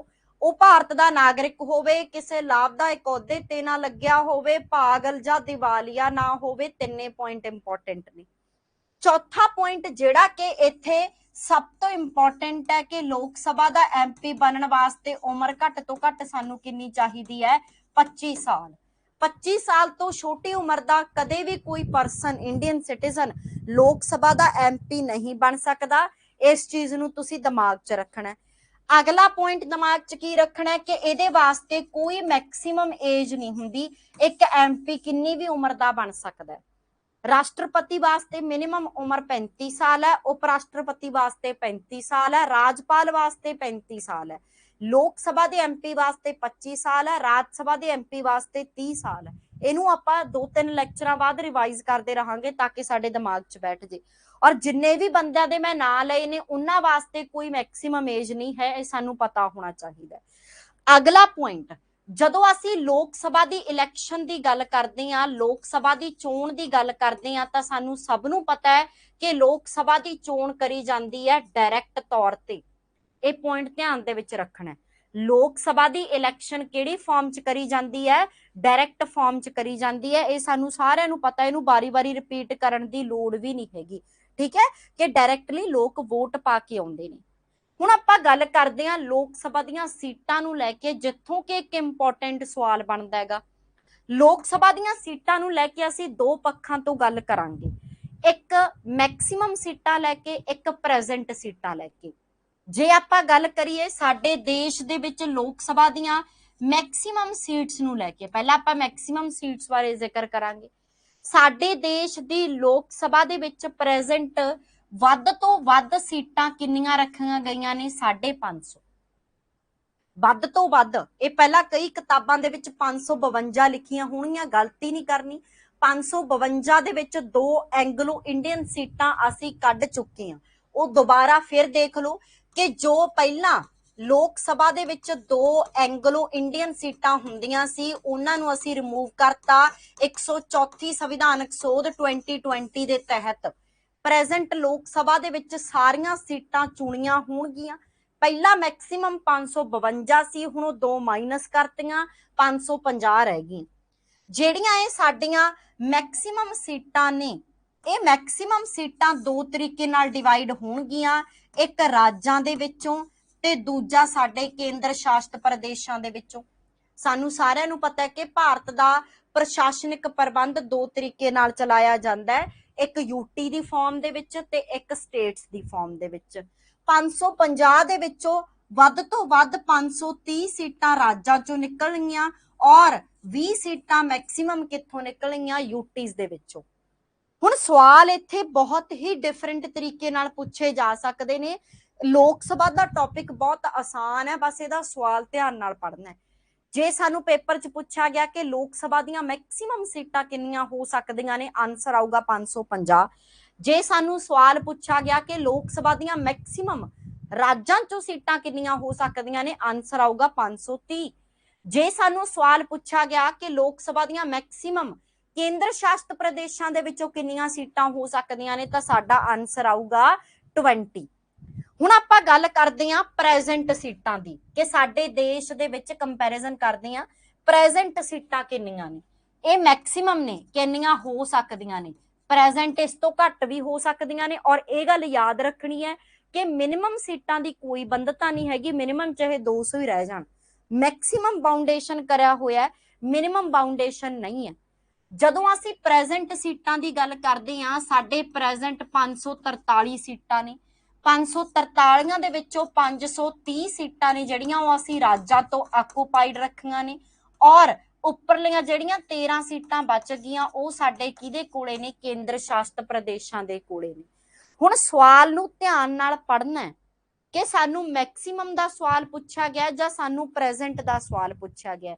ਜੇ ਸਾਨੂੰ ਪੁੱਛਿਆ ਗਿਆ ਕਿ ਭਾਰਤ ਵਿੱਚ ਪ੍ਰੈਜ਼ੈਂਟ ਰਾਜਾਂ ਚੋਂ ਕਿੰਨੀਆਂ ਸੀਟਾਂ ਨੇ, ਰਾਜਾਂ ਚੋਂ, ਸਟੇਟਸ ਚੋਂ, ਆਨਸਰ ਆਊਗਾ 530। ਜੇ ਸਾਨੂੰ ਸਵਾਲ ਪੁੱਛਿਆ ਗਿਆ ਕਿ ਭਾਰਤ ਦੇ ਵਿੱਚ ਮੈਕਸਿਮਮ ਯੂਟੀਜ਼ ਤੋਂ ਕਿੰਨੀਆਂ ਸੀਟਾਂ ਨੇ, 20। ਮੈਕਸਿਮਮ ਯੂਟੀਜ਼ ਤੋਂ ਕਿੰਨੀਆਂ ਸੀਟਾਂ ਨੇ, 20। ਪ੍ਰੈਜ਼ੈਂਟ ਯੂਟੀ ਤੋਂ ਕਿੰਨੀਆਂ ਸੀਟਾਂ ਨੇ, 13। ਤਾਂ ਸਵਾਲ ਨੂੰ ਬੜਾ ਧਿਆਨ ਨਾਲ ਪੜ੍ਹਨਾ ਹੈ। ਹੁਣ ਇੱਥੇ ਇੱਕ ਸਵਾਲ ਹੋਰ ਬਣਦਾ ਹੈ ਕਿ ਮੈਕਸਿਮਮ ਸੀਟਾਂ ਕਿੱਥੋਂ ਨੇ ਤੇ ਮਿਨੀਮਮ ਸੀਟਾਂ ਕਿੱਥੋਂ ਨੇ। ਜਦੋਂ ਅਸੀਂ ਆਪਣੇ ਦੇਸ਼ ਦੇ ਵਿੱਚ ਸੀਟਾਂ ਦੀ ਵੰਡ ਕਰਾਂਗੇ, ਇਹ ਸਾਰੀਆਂ ਸੀਟਾਂ ਕਿੱਥੋਂ ਆਉਣੀਆਂ ਨੇ, 28 ਰਾਜਾਂ ਚੋਂ ਆਉਣੀਆਂ ਨੇ, ਔਰ ਸਾਡੇ ਜਿਹੜੇ 8 ਕੇਂਦਰ ਸ਼ਾਸਿਤ ਪ੍ਰਦੇਸ਼ ਨੇ ਉਹਨਾਂ ਚੋਂ ਆਉਣੀਆਂ ਨੇ। ਸਾਨੂੰ ਇੱਕ ਚੀਜ਼ ਪਤਾ ਹੋਣੀ ਚਾਹੀਦੀ ਹੈ ਵੀ ਸਾਡੇ ਦੇਸ਼ ਦੇ ਵਿੱਚ ਜਦੋਂ ਵੀ ਰਾਜਾਂ ਤੇ ਕੇਂਦਰ ਸ਼ਾਸਿਤ ਪ੍ਰਦੇਸ਼ਾਂ ਤੋਂ ਸੀਟਾਂ ਆਉਂਦੀਆਂ ਨੇ, ਉਹਨਾਂ ਦਾ ਆਧਾਰ ਹਮੇਸ਼ਾ ਪਾਪੂਲੇਸ਼ਨ ਮੰਨਿਆ ਜਾਂਦਾ ਹੈਗਾ, ਆਬਾਦੀ ਮੰਨਿਆ ਜਾਂਦਾ ਹੈ, ਜਨਸੰਖਿਆ ਮੰਨਿਆ ਜਾਂਦਾ ਹੈ। ਜਿਹੜੀ ਸਟੇਟ ਦੀ ਪਾਪੂਲੇਸ਼ਨ ਸਭ ਤੋਂ ਜ਼ਿਆਦਾ ਹੈ ਉੱਥੇ ਸਭ ਤੋਂ ਜ਼ਿਆਦਾ ਸੀਟਾਂ ਹੋਣਗੀਆਂ। ਜਿਹੜੀ ਸਟੇਟ ਦੀ ਪਾਪੂਲੇਸ਼ਨ ਘੱਟ ਹੈ ਉੱਥੇ ਘੱਟ ਸੀਟਾਂ ਹੋਣਗੀਆਂ। ਜਿਹਦੀ ਜਿੰਨੀ ਪਾਪੂਲੇਸ਼ਨ ਹੈ ਉਹਦੇ ਅਕੋਰਡਿੰਗ ਉੱਥੋਂ ਸਾਡੇ ਦੇਸ਼ ਦੇ ਵਿੱਚ ਸੀਟਾਂ ਅਸਾਈਨ ਕਰੀਆਂ ਜਾਂਦੀਆਂ ਨੇ, ਚਾਹੋ ਲੋਕ ਸਭਾ, ਚਾਹੋ ਰਾਜ ਸਭਾ, ਚਾਹੋ ਵਿਧਾਨ ਸਭਾ, ਚਾਹੋ ਵਿਧਾਨ ਪ੍ਰੀਸ਼ਦ। ਇਟ ਟੋਟਲੀ ਡਿਪੈਂਡਸ ਕਿਹਦੇ ਉੱਪਰ, ਪਾਪੂਲੇਸ਼ਨ ਦੇ ਉੱਪਰ। ਮੈਕਸਿਮਮ ਸੀਟਾਂ ਉੱਥੋਂ ਹੋਣਗੀਆਂ ਜਿੱਥੇ ਸਭ ਤੋਂ ਜ਼ਿਆਦਾ ਪਾਪੂਲੇਸ਼ਨ ਹੈ, ਜਿਹਦਾ ਨਾਂ ਤੁਹਾਨੂੰ ਸਾਰਿਆਂ ਨੂੰ ਪਤਾ ਹੈ, ਯੂਪੀ ਦੇ ਵਿੱਚੋਂ। ਪ੍ਰੈਜ਼ੈਂਟ ਸਾਡੇ ਦੇਸ਼ ਦੇ ਵਿੱਚ ਪਾਪੂਲੇਸ਼ਨ ਦੇ ਅਕੋਰਡਿੰਗ ਸਭ ਤੋਂ ਵੱਡਾ ਸਟੇਟ ਯੂਪੀ ਹੈ, ਔਰ ਖੇਤਰਫਲ ਦੇ ਪੱਖੋਂ ਸਭ ਤੋਂ ਵੱਡਾ ਸਟੇਟ ਰਾਜਸਥਾਨ ਹੈ। ਪਰ ਆਪਾਂ ਖੇਤਰਫਲ ਦਾ ਤਾਂ ਜ਼ਿਕਰ ਹੀ ਨਹੀਂ ਕਰਨਾ ਕਿਉਂਕਿ ਮੈਕਸਿਮਮ ਸੀਟਾਂ ਦਾ ਬੇਸ ਪਾਪੂਲੇਸ਼ਨ ਹੈ। ਪਾਪੂਲੇਸ਼ਨ ਦੇ ਆਧਾਰ ਤੇ ਸੀਟਾਂ ਮੈਕਸਿਮਮ ਜਾਂ ਮਿਨੀਮਮ ਹੋਣਗੀਆਂ। UP is the most populated state of India, ਤਾਂ ਕਰਕੇ ਯੂਪੀ ਚੋਂ ਲੋਕ ਸਭਾ ਦੀਆਂ ਸੀਟਾਂ ਸਭ ਤੋਂ ਜ਼ਿਆਦਾ ਨੇ, ਰਾਜ ਸਭਾ ਦੀਆਂ ਸੀਟਾਂ ਸਭ ਤੋਂ ਜ਼ਿਆਦਾ ਨੇ, ਵਿਧਾਨ ਸਭਾ ਦੀਆਂ ਸੀਟਾਂ ਸਭ ਤੋਂ ਜ਼ਿਆਦਾ ਨੇ, ਵਿਧਾਨ ਪ੍ਰੀਸ਼ਦ ਦੀਆਂ ਸੀਟਾਂ ਸਭ ਤੋਂ ਜ਼ਿਆਦਾ ਨੇ। ਕਿੰਨੀਆਂ ਨੇ ਇਹ ਵੀ ਸਾਡੇ ਲਈ ਇੱਕ ਇੰਪੋਰਟੈਂਟ ਫੈਕਟਰ ਹੈ ਕਿ ਭਾਈ ਕਿੰਨੀਆਂ ਸੀਟਾਂ ਨੇ ਲੋਕ ਸਭਾ ਦੀਆਂ, ਯੂਪੀ ਤੋਂ 80 ਸੀਟਾਂ ਨੇ। ਕਿੰਨੀਆਂ ਸੀਟਾਂ ਨੇ, 80 ਸੀਟਾਂ ਨੇ ਲੋਕ ਸਭਾ ਦੀਆਂ यूपी ਤੋਂ। ਤੁਸੀਂ ਅਕਸਰ ਦੇਖਿਆ ਹੋਣਾ ਜਦੋਂ ਅਸੀਂ ਬੀਜੇਪੀ ਗਵਰਨਮੈਂਟ ਦੀ ਗੱਲ ਕਰਦੇ ਆ ਤਾਂ ਸਾਰਾ ਜ਼ੋਰ ਉਹਨਾਂ ਦਾ यूपी ਤੇ ਲੱਗਿਆ ਹੁੰਦਾ ਕਿਉਂਕਿ ਸਰਕਾਰ ਬਣਾਉਣ ਦੇ ਵਿੱਚ ਅੱਧਾ ਹਿੱਸਾ यूपी ਹੈ। ਹੁਣ ਤੁਸੀਂ ਆਪ ਦੇਖੋ ਪ੍ਰੈਜ਼ੈਂਟ 543 ਸੀਟਾਂ ਨੇ ਆਪਣੇ ਕੋਲੇ। ਪ੍ਰੈਜ਼ੈਂਟ ਕਿੰਨੀਆਂ ਸੀਟਾਂ ਨੇ 543। ਹੁਣ ਤੁਸੀਂ 543 ਦੇ ਵਿੱਚੋਂ ਜਿਹਨੂੰ ਅੱਧ ਮਿਲ ਗਿਆ ਉਹ ਬੰਦਾ ਹੀ ਇਲੈਕਸ਼ਨ ਵਿਨਰ ਹੋਊਗਾ ਡੈਫੀਨਿਟਲੀ। 2 दूनी 4 2 7 14 ਤੇ 2 ਏਕਮ 2 271 ਦੇ ਵਿੱਚੋਂ ਤੀਜਾ ਹਿੱਸਾ ਸੀਟਾਂ ਮਤਲਬ 2 ਹਿੱਸੇ ਸਾਰੇ ਭਾਰਤ ਦੇ ਤੇ 1 ਹਿੱਸਾ ਕੱਲਾ यूपी ਲਈ ਬੈਠਾ। ਤਾਂ ਕਰਕੇ यूपी ਦੇ ਵਿੱਚ ਜ਼ਿਆਦਾ ਜ਼ੋਰ ਲੱਗਿਆ ਹੁੰਦਾ ਜਦੋਂ ਵੀ ਅਸੀਂ ਆਪਣੇ ਕਿਸੇ ਵੀ ਪੋਲੀਟੀਕਲ ਪਾਰਟੀ ਦੀ ਗੱਲ ਕਰਦੇ ਆ। नो डाउट यूपी ਦੇ ਵਿੱਚ ਜ਼ਿਆਦਾ ਹੋਲਡ ਬੀਜੇਪੀ ਦਾ ਔਰ ਅੱਗੇ ਵੀ ਸਰਕਾਰ ਆਉਣ ਦੇ ਵਿੱਚ ਸਭ ਤੋਂ ਜ਼ਿਆਦਾ ਚਾਂਸਸ ਕਿਹੜੀ ਸਰਕਾਰ ਕਿਹੜੇ ਉਹਦੇ ਲੱਗਦੇ ਨੇ ਸਾਨੂੰ यूपी ਦੇ। यूपी ਦੀਆਂ ਲੋਕ ਸਭਾ ਦੀਆਂ ਸੀਟਾਂ 80 ਨੇ, ਰਾਜ ਸਭਾ ਦੀਆਂ ਸੀਟਾਂ 31 ਨੇ। ਰਾਜ ਸਭਾ ਦੀਆਂ ਵਿੱਚ यूपी ਤੋਂ ਸੀਟਾਂ ਕਿੰਨੀਆਂ ਨੇ 31 ਵਿਚ ਇਜ਼ ਆਲਸੋ ਮੈਕਸਿਮਮ ਜਿਹੜੀਆਂ ਵੀ ਕੀ ਨੇ ਮੈਕਸਿਮਮ ਨੇ। ਵਿਧਾਨ ਸਭਾ ਦੀਆਂ ਸੀਟਾਂ 403 ਨੇ ਜਿਹੜੀਆਂ ਮੈਕਸਿਮਮ ਨੇ। ਐਮਐਲਏ ਕਿੰਨੇ ਨੇ यूपी ਚ 403। ਐਮਐਲਸੀ ਵਿਧਾਨ ਪਰਿਸ਼ਦ ਦੀਆਂ ਕਿੰਨੀਆਂ ਸੀਟਾਂ ਨੇ 100 ਸੀਟਾਂ ਨੇ। ਤਾਂ ਇਹ ਚਾਰੇ ਯਾਦ ਰੱਖਣੇ ਨੇ। ਮੈਕਸਿਮਮ ਦਾ ਸਵਾਲ ਪੇਪਰ ਚ ਪੁੱਛਿਆ ਜਾਂਦਾ ਹੈ। ਰਾਜ ਸਭਾ ਦੀਆਂ 31 ਵਿਧਾਨ ਸਭਾ ਦੀਆਂ 403 ਵਿਧਾਨ ਪਰਿਸ਼ਦ ਦੀਆਂ 100 ਜਿਹੜੀਆਂ ਕਿ ਪੂਰੇ ਭਾਰਤ ਦੇ ਵਿੱਚੋਂ ਜ਼ਿਆਦਾ ਸੀਟਾਂ ਨੇ ਕਿਉਂਕਿ ਸਭ ਤੋਂ ਜ਼ਿਆਦਾ ਪਾਪੂਲੇਟਡ ਸਟੇਟ ਹੈ ਜਿਹੜਾ ਉਹ ਕੌਣ ਹੈ यूपी ਹੈ। ਹੁਣ ਆਪਾਂ ਗੱਲ ਕਰਦੇ ਹਾਂ ਘੱਟ ਸੀਟਾਂ ਦੀ। ਘੱਟ ਸੀਟਾਂ 3 ਰਾਜਾਂ ਤੋਂ ਨੇ। ਕਿਹੜੇ ਕਿਹੜੇ 3 ਰਾਜ ਨੇ? सिक्किम हो गया, नागालैंड हो गया ਅਤੇ ਮਿਜ਼ੋਰਮ ਹੋ ਗਿਆ। ਸਿੱਕਿਮ, ਨਾਗਾਲੈਂਡ ਤੇ ਮਿਜ਼ੋਰਮ ਇਹ 3 ਰਾਜਾਂ ਦੇ ਵਿੱਚੋਂ ਇੱਕ ਇੱਕ ਸੀਟ ਆ। ਇੱਕ ਤੇ ਇੱਕ ਸਿੰਗਲ ਸੀਟ ਹੈ। ਮਿਨੀਮਮ ਸੀਟਾਂ 3 ਰਾਜਾਂ ਤੋਂ ਨੇ। ਸਿੱਕਿਮ ਹੋ ਗਿਆ, ਨਾਗਾਲੈਂਡ ਹੋ ਗਿਆ, ਮਿਜ਼ੋਰਮ ਹੋ ਗਿਆ ਔਰ ਇਹ 3 ਰਾਜਾਂ ਤੋਂ ਸਿੰਗਲ ਸੀਟ ਆ। ਇਹਨਾਂ ਦਾ ਸਵਾਲ ਵੀ ਤੁਹਾਨੂੰ ਪੇਪਰ 'ਚ ਪੁੱਛਿਆ ਜਾ ਸਕਦਾ। ਮੈਕਸਿਮਮ यूपी 80 ਸੀਟਾਂ ਲੋਕ ਸਭਾ ਦੀਆਂ। ਮਿਨੀਮਮ 3 ਰਾਜ ਨੇ ਸਿੱਕਿਮ, ਨਾਗਾਲੈਂਡ, ਮਿਜ਼ੋਰਮ। ਇਸ ਤੋਂ ਬਿਨਾਂ ਕੁਝ ਸੀਟਾਂ ਸਾਨੂੰ ਅਲੱਗ-ਅਲੱਗ ਸਟੇਟਸ ਦੀਆਂ ਲੋਕ ਸਭਾ ਦੀਆਂ ਪਤਾ ਹੋਣੀਆਂ ਚਾਹੀਦੀਆਂ ਨੇ ਕਿਉਂਕਿ ਪੇਪਰ ਦੇ ਵਿੱਚ ਸਵਾਲ ਕਈ ਵਾਰੀ ਘਟਦੇ ਤੇ ਵਾਧੇ ਕਰਮ ਦਾ ਆ ਜਾਂਦਾ ਹੈਗਾ। ਹੁਣ ਉਹ ਵੀ ਸੀਟਾਂ ਆਪਾਂ ਨੋਟ ਕਰਕੇ ਚੱਲਦੇ ਆਂ। ਆਪਾਂ 1 ਬਾਈ 1 ਇਹਨਾਂ ਨੂੰ ਵਾਧੇ ਕਰਮ ਚ ਘਟਦੇ ਕਰਮ ਚ ਲਿਖਦੇ ਆਂ। यूपी ਚ ਸਭ ਤੋਂ ਜ਼ਿਆਦਾ ਨੇ 80 ਸੀਟਾਂ। ਇਹ ਆਏ ਹੋਏ ਸਵਾਲ ਨੇ ਇਹਨਾਂ ਨੂੰ ਪ੍ਰੋਪਰਲੀ ਕਵਰ ਅਪ ਕਰਨਾ। ਦੂਸਰੇ ਨੰਬਰ ਤੇ ਸੀਟਾਂ ਜਿਹੜੀਆਂ ਹੈਗੀਆਂ ਨੇ ਉਹ ਮਹਾਰਾਸ਼ਟਰ ਦੇ ਵਿੱਚੋਂ ਨੇ। ਦੂਸਰੇ ਨੰਬਰ ਤੇ ਸੀਟਾਂ ਨੇ ਜਿਹੜੀਆਂ ਲੋਕ ਸਭਾ ਦੀਆਂ ਸੀਟਾਂ ਦੀ ਗੱਲ ਕਰ ਰਹੀਆਂ ਮਹਾਰਾਸ਼ਟਰ ਦੇ ਵਿੱਚੋਂ ਨੇ 48 ਸੀਟਾਂ। ਤੀਸਰੇ ਨੰਬਰ ਤੇ ਵੈਸਟ ਬੰਗਾਲ, ਪੱਛਮੀ ਬੰਗਾਲ ਦੇ ਵਿੱਚੋਂ ਸੀਟਾਂ ਨੇ 42 ਸੀਟਾਂ। ਲਿਖਣੀਆਂ ਨੇ ਇਹ ਵਾਧਾ ਤੇ ਘਟਦਾ ਕਰਮ ਪੇਪਰ 'ਚ ਅਕਸਰ ਪੁੱਛਿਆ ਜਾਂਦਾ ਹੈ। ਚੌਥੇ ਨੰਬਰ ਤੇ ਬਿਹਾਰ 'ਚੋਂ ਸੀਟਾਂ ਨੇ ਜੋ ਕਿ 40 ਸੀਟਾਂ ਨੇ। 40 ਸੀਟਾਂ यूपी 'ਚੋਂ ਨੇ। 5ਵੇਂ ਨੰਬਰ ਤੇ ਤਾਮਿਲਨਾਡੂ 'ਚੋਂ ਸੀਟਾਂ ਨੇ ਜੋ ਕਿ 39 ਸੀਟਾਂ ਨੇ 39 ਸੀਟਾਂ ਨੇ। 6ਵੇਂ ਨੰਬਰ ਤੇ ਜੇ ਆਪਾਂ ਗੱਲ ਕਰੀਏ चल बहुत हो गई। एमपी चो लिख लो कुछ एमपी चो ठीक है। एमपी चो सीटां ने 29। इस बाद तो चलो चल ही जाऊगा काम। आपां नूं पहले 5 दा पता होना बहुत जरूरी है। पहले नंबर ते यूपी है, दूजे नंबर ते महाराष्ट्र, तीजे नंबर ते वैस्ट बंगाल, चौथे ते बिहार, 5वें ते तमिलनाडु और सानू अपनी स्टेट भाव के पंजाब दा भी पता होना जरूरी है। पंजाब दे विचों लोक सभा दीयां किन्नियां सीटां ने बच्चों 13 सीटां ने 13 सीट्स ने। ਇਹ ਸਾਨੂੰ ਵੈਸੇ ਵੀ ਪਤਾ ਹੋਣਾ ਚਾਹੀਦਾ ਹੈਗਾ। ਮਿਨੀਮਮ ਤੁਸੀਂ ਸਾਰਿਆਂ ਨੇ ਲਿਖ ਲਿਆ ਸਿੱਕਮ, ਮਿਜ਼ੋਰਮ ਤੇ ਨਾਗਾਲੈਂਡ ਦੇ ਵਿੱਚੋਂ ਹੈ ਕੱਲੀ ਸੀਟ। ਇਹ ਸੀਗੇ ਸਟੇਟ ਵਾਈਜ਼। ਹੁਣ ਆਪਾਂ ਕਰਾਂਗੇ ਗੱਲ यूटी ਵਾਈਜ਼ ਕੇਂਦਰ ਸ਼ਾਸਿਤ ਪ੍ਰਦੇਸ਼ ਦੇ ਪੱਖ ਤੋਂ। ਜਦੋਂ ਅਸੀਂ यूटीज ਦੀ ਗੱਲ ਕਰੀ यूटीज ਦੇ ਕੋਲੇ ਟੋਟਲ ਕਿੰਨੀਆਂ ਸੀਟਾਂ ਨੇ 13 ਸੀਟਾਂ ਨੇ। ਸਭ ਤੋਂ ਵੱਧ ਕਿਹੜੇ ਕੇਂਦਰ ਸ਼ਾਸਿਤ ਪ੍ਰਦੇਸ਼ ਕੋਲੇ ਸੀਟਾਂ ਨੇ? ਦਿੱਲੀ ਕੋਲੇ that is 7। ਹੁਣ ਸਵਾਲ 2 ਤਰੀਕੇ ਨਾਲ ਪੁੱਛਿਆ ਜਾਂਦਾ ਹੈ ਵੀ ਮੈਕਸਿਮਮ ਸੀਟਾਂ ਸਟੇਟ ਚੋਂ ਕਿੰਨੀਆਂ ਨੇ ਤੇ ਮੈਕਸਿਮਮ ਸੀਟਾਂ यूटी ਚੋਂ ਕਿੰਨੀਆਂ ਨੇ। ਸਟੇਟ ਪੁੱਛਿਆ ਆਨਸਰ ਵਿਲ ਬੀ यूटी ਪੁੱਛਿਆ ਆਨਸਰ ਵਿਲ ਬੀ ਦਿੱਲੀ। ਬਾਕੀ ਜਿਹੜੇ यूटीज ਨੇ ਉਹਨਾਂ ਤੋਂ ਇੱਕ ਸੀਟ ਹੈ ਇਹ ਯਾਦ ਰੱਖਿਓ। ਬਟ ਹੁਣ जम्मू कश्मीर जुड़ चुकिया है। मैनू कोई बच्चा दसूगा कि जम्मू कश्मीर तो ये थोड़ा सवाल है जम्मू कश्मीर तो लोक सभा दियां टोटल किन्नियां सीटां ने? जम्मू कश्मीर तो लोक सभा ਦੀਆਂ ਕਿੰਨੀਆਂ ਸੀਟਾਂ ਨੇ ਆਨਸਰ ਦਾ ਵੇਟ ਕਰ ਰਹੀ ਹਾਂ ਮੈਂ ਦੇਖਦੇ ਹਾਂ ਤੁਸੀਂ ਕਿੰਨੀ ਕੁ ਨੌਲੇਜ ਰੱਖਦੇ ਹੋ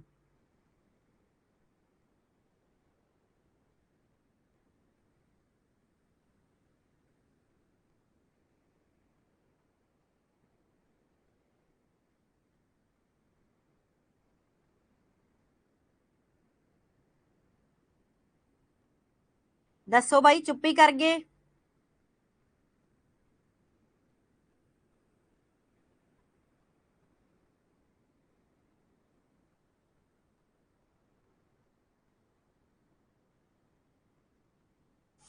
ਲਦਾਖ ਦੇ ਵਿੱਚੋਂ ਤਾਂ ਇੱਕ ਆ ਡੈਫੀਨਿਟਲੀ ਲਦਾਖ ਦੇ ਵਿੱਚੋਂ ਤਾਂ ਇੱਕ ਆ ਡੈਫੀਨਿਟਲੀ ਆ ਗਿਆ ਜਵਾਬ 4 5 ਤੇ 5 ਲੈ ਬੜੀ ਕਨਫਿਊਜ਼ਨ ਹੈ ਡਿਸਾਈਡ ਕਰੋ 5 ਹੈ ਕਿ 4 ਹੈ ਜਿਹੜੇ 4 ਲਿਖ ਕੇ ਲਿਆਏ ਨੇ ਕਿੱਥੋਂ ਦੇਖ ਕੇ ਲਿਖੀਆਂ 4 ਸੀਟਾਂ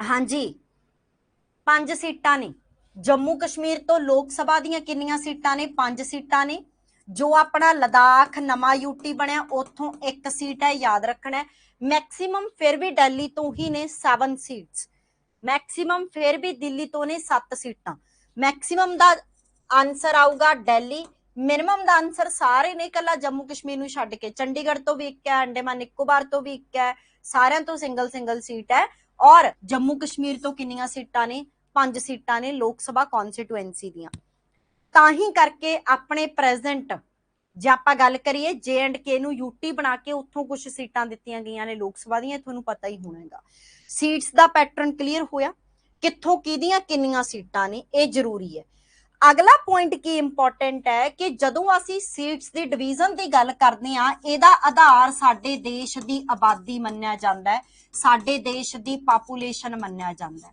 ਜਿੰਨੀ ਪਾਪੂਲੇਸ਼ਨ ਜਿਹੜੀ ਜਗ੍ਹਾ ਦੀ ਹੈ ਉਹਦੇ ਮੁਤਾਬਕ ਹੀ ਉੱਥੋਂ ਸੀਟਾਂ ਅਸਾਈਨ ਕਰੀਆਂ ਜਾਂਦੀਆਂ ਨੇ ਕਈ ਵਾਰੀ ਸਾਨੂੰ ਪੇਪਰ ਦੇ ਵਿੱਚ ਸਵਾਲ ਪੁੱਛਿਆ ਜਾਂਦਾ ਕਿ ਪ੍ਰੈਜ਼ੈਂਟ ਸਾਡੀ ਲੋਕ ਸਭਾ ਦੇ ਵਿੱਚ 550 ਸੀਟਾਂ ਮੈਕਸਿਮਮ ਨੇ ਇਹਨਾਂ ਦਾ ਬੇਸ ਕਿਹੜੀ ਜਨਗਣਨਾ ਹੈ ਇਹਨਾਂ ਦਾ ਬੇਸ ਕਿਹੜੀ ਜਨਗਣਨਾ ਹੈ 1971 ਦੀ ਜਨਗਣਨਾ 1971 ਦੇ ਸੈਂਸਸ ਨੇ ਇਹਦੇ ਬਾਰੇ ਅਸੀਂ ਥੋੜਾ ਜਿਹਾ ਜਾਣ ਲਈਏ ਕਿ ਕੀ ਚੀਜ਼ ਹੈ ਸਾਡੇ ਦੇਸ਼ ਦੇ ਵਿੱਚ ਜਦੋਂ ਵੀ ਅਸੀਂ ਗਿਣਤੀ ਮਿਣਤੀ ਦੀ ਗੱਲ ਕਰਦੇ ਹਾਂ ਸਾਨੂੰ ਕਿਵੇਂ ਪਤਾ ਲੱਗਦਾ ਵੀ ਫਲਾਨੀ ਸਟੇਟ ਤੋਂ ਇੰਨੇ ਬੰਦੇ ਨੇ ਤੇ ਢੁੰਕਾਣੀ ਸਟੇਟ ਤੋਂ ਇੰਨੇ ਬੰਦੇ ਨੇ ਉਹਦੇ ਵਿੱਚ ਇੰਪੋਰਟੈਂਟ ਰੋਲ ਹੈ ਸੈਂਸਸ ਦਾ ਸਾਡੇ ਦੇਸ਼ ਦੇ ਵਿੱਚ ਹਰ ਕਿੰਨੇ ਸਾਲ ਬਾਅਦ ਸੈਂਸਸ ਹੁੰਦੇ ਨੇ 10 ਸਾਲ ਬਾਅਦ ਜਨਗਣਨਾ ਹੁੰਦੀ ਹੈ ਗਿਣਤੀ ਹੁੰਦੀ ਹੈ ਕਿੰਨੇ ਲੋਕ ਨੇ ਕਿਵੇਂ ਕੁਛ ਹੈ ਪਹਿਲੀ ਆਜ਼ਾਦ ਭਾਰਤ ਦੀ ਜਨਗਣਨਾ 1951 ਚ ਹੋਈ ਫਿਰ 1961 ਚ ਹੋਈ ਫਿਰ 1971 ਚ ਹੋਈ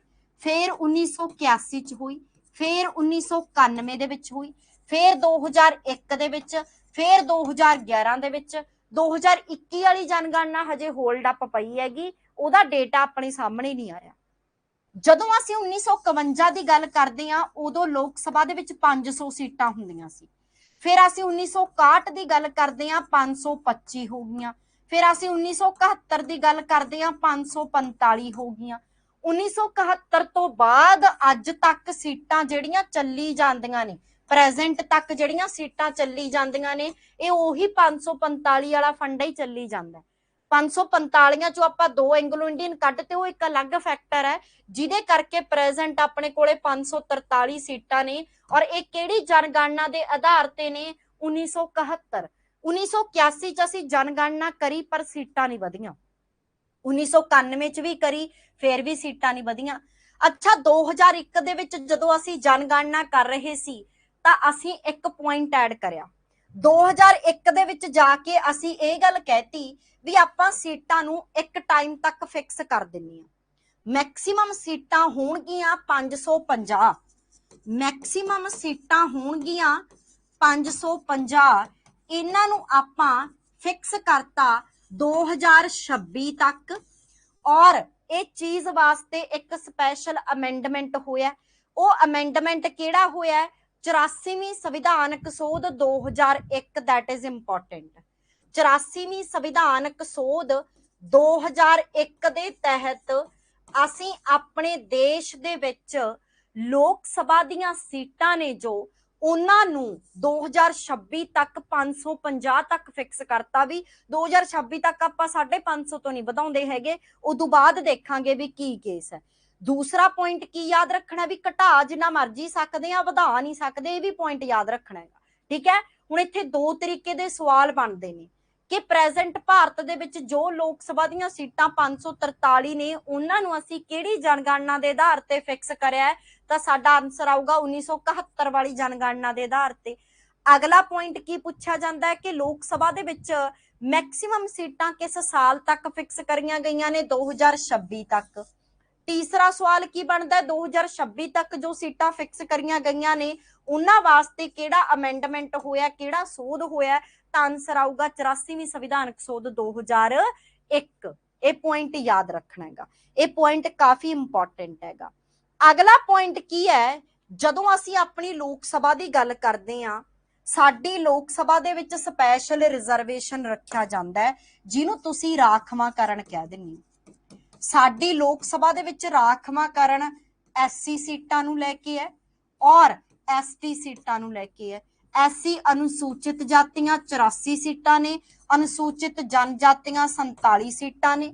ਟੋਟਲ ਮਿਲਾ ਕੇ ਸਾਡੇ ਲੋਕ ਸਭਾ ਦੇ ਵਿੱਚ 131 ਸੀਟਾਂ ਨੇ ਜਿਹੜੀਆਂ ਉਹ ਰਿਜ਼ਰਵਡ ਸੀਟਾਂ ਨੇ। 84 ਤੇ 47 ਨੂੰ ਨਾ ਜੋੜਿਆ ਗਿਆ, 84 ਤੇ 47 ਨੂੰ ਕਿੰਨੀਆਂ ਬਣ ਗਈਆਂ, 131 ਸੀਟਾਂ ਬਣ ਗਈਆਂ। ਇਹ 131 ਸੀਟਾਂ ਨੇ ਜਿਹੜੀਆਂ ਉਹ ਰਿਜ਼ਰਵਡ ਨੇ, ਜੋ ਕਿ ਅਨੁਸੂਚਿਤ ਜਾਤੀਆਂ ਅਤੇ ਅਨੁਸੂਚਿਤ ਜਨਜਾਤੀਆਂ ਦੀਆਂ ਹੋਣਗੀਆਂ, ਇਹ ਯਾਦ ਰੱਖਣਾ। ਔਰ ਲੋਕ ਸਭਾ ਦੇ ਵਿੱਚ ਵਿਮਨ ਰਿਜ਼ਰਵੇਸ਼ਨ ਕੋਈ ਚੀਜ਼ ਨਹੀਂ ਹੈਗੀ, ਇਹ ਪੁਆਇੰਟ ਵੀ ਤੁਸੀਂ ਆਪਣੇ ਦਿਮਾਗ ਦੇ ਵਿੱਚ ਬਿਠਾ ਕੇ ਰੱਖਣਾ।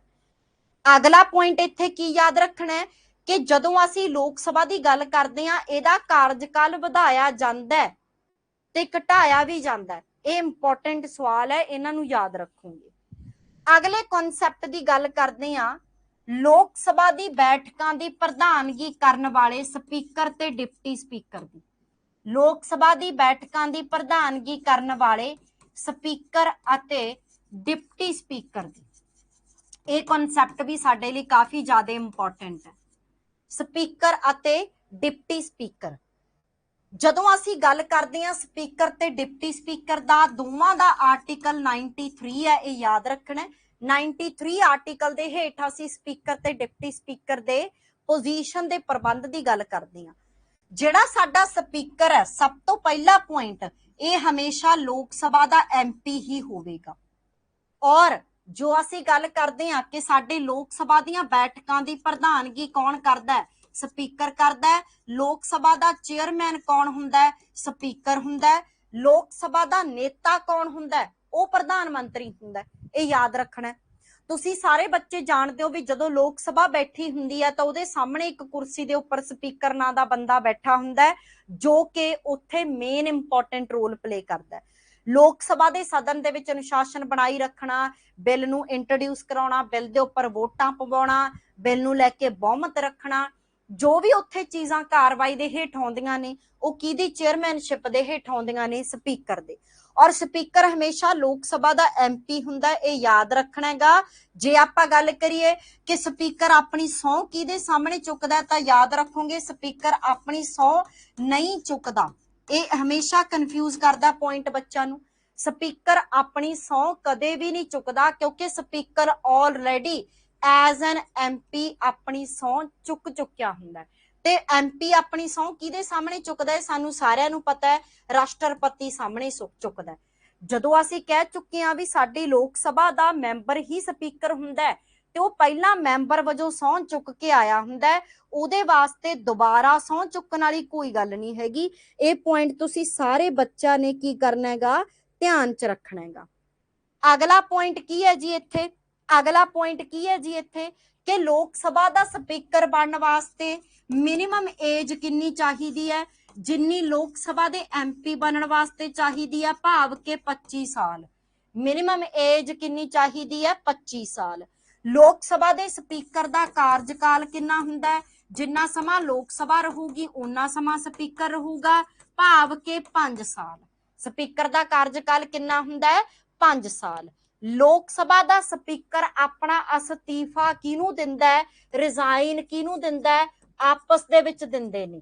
जिहड़ा तां स्पीकर है ਉਹ ਤਾਂ ਆਪਣਾ ਅਸਤੀਫਾ ਡਿਪਟੀ ਸਪੀਕਰ ਨੂੰ ਦੇ ਦਿੰਦਾ ਹੈ ਤੇ ਜਿਹੜਾ ਡਿਪਟੀ ਸਪੀਕਰ ਹੈ ਉਹ ਆਪਣਾ ਅਸਤੀਫਾ ਕਿਹਨੂੰ ਦੇ ਦਿੰਦਾ ਹੈ? ਸਪੀਕਰ ਨੂੰ ਦੇ ਦਿੰਦਾ ਹੈ। ਇਹ ਵੀ ਪੁਆਇੰਟ ਧਿਆਨ 'ਚ ਰੱਖਣਾ।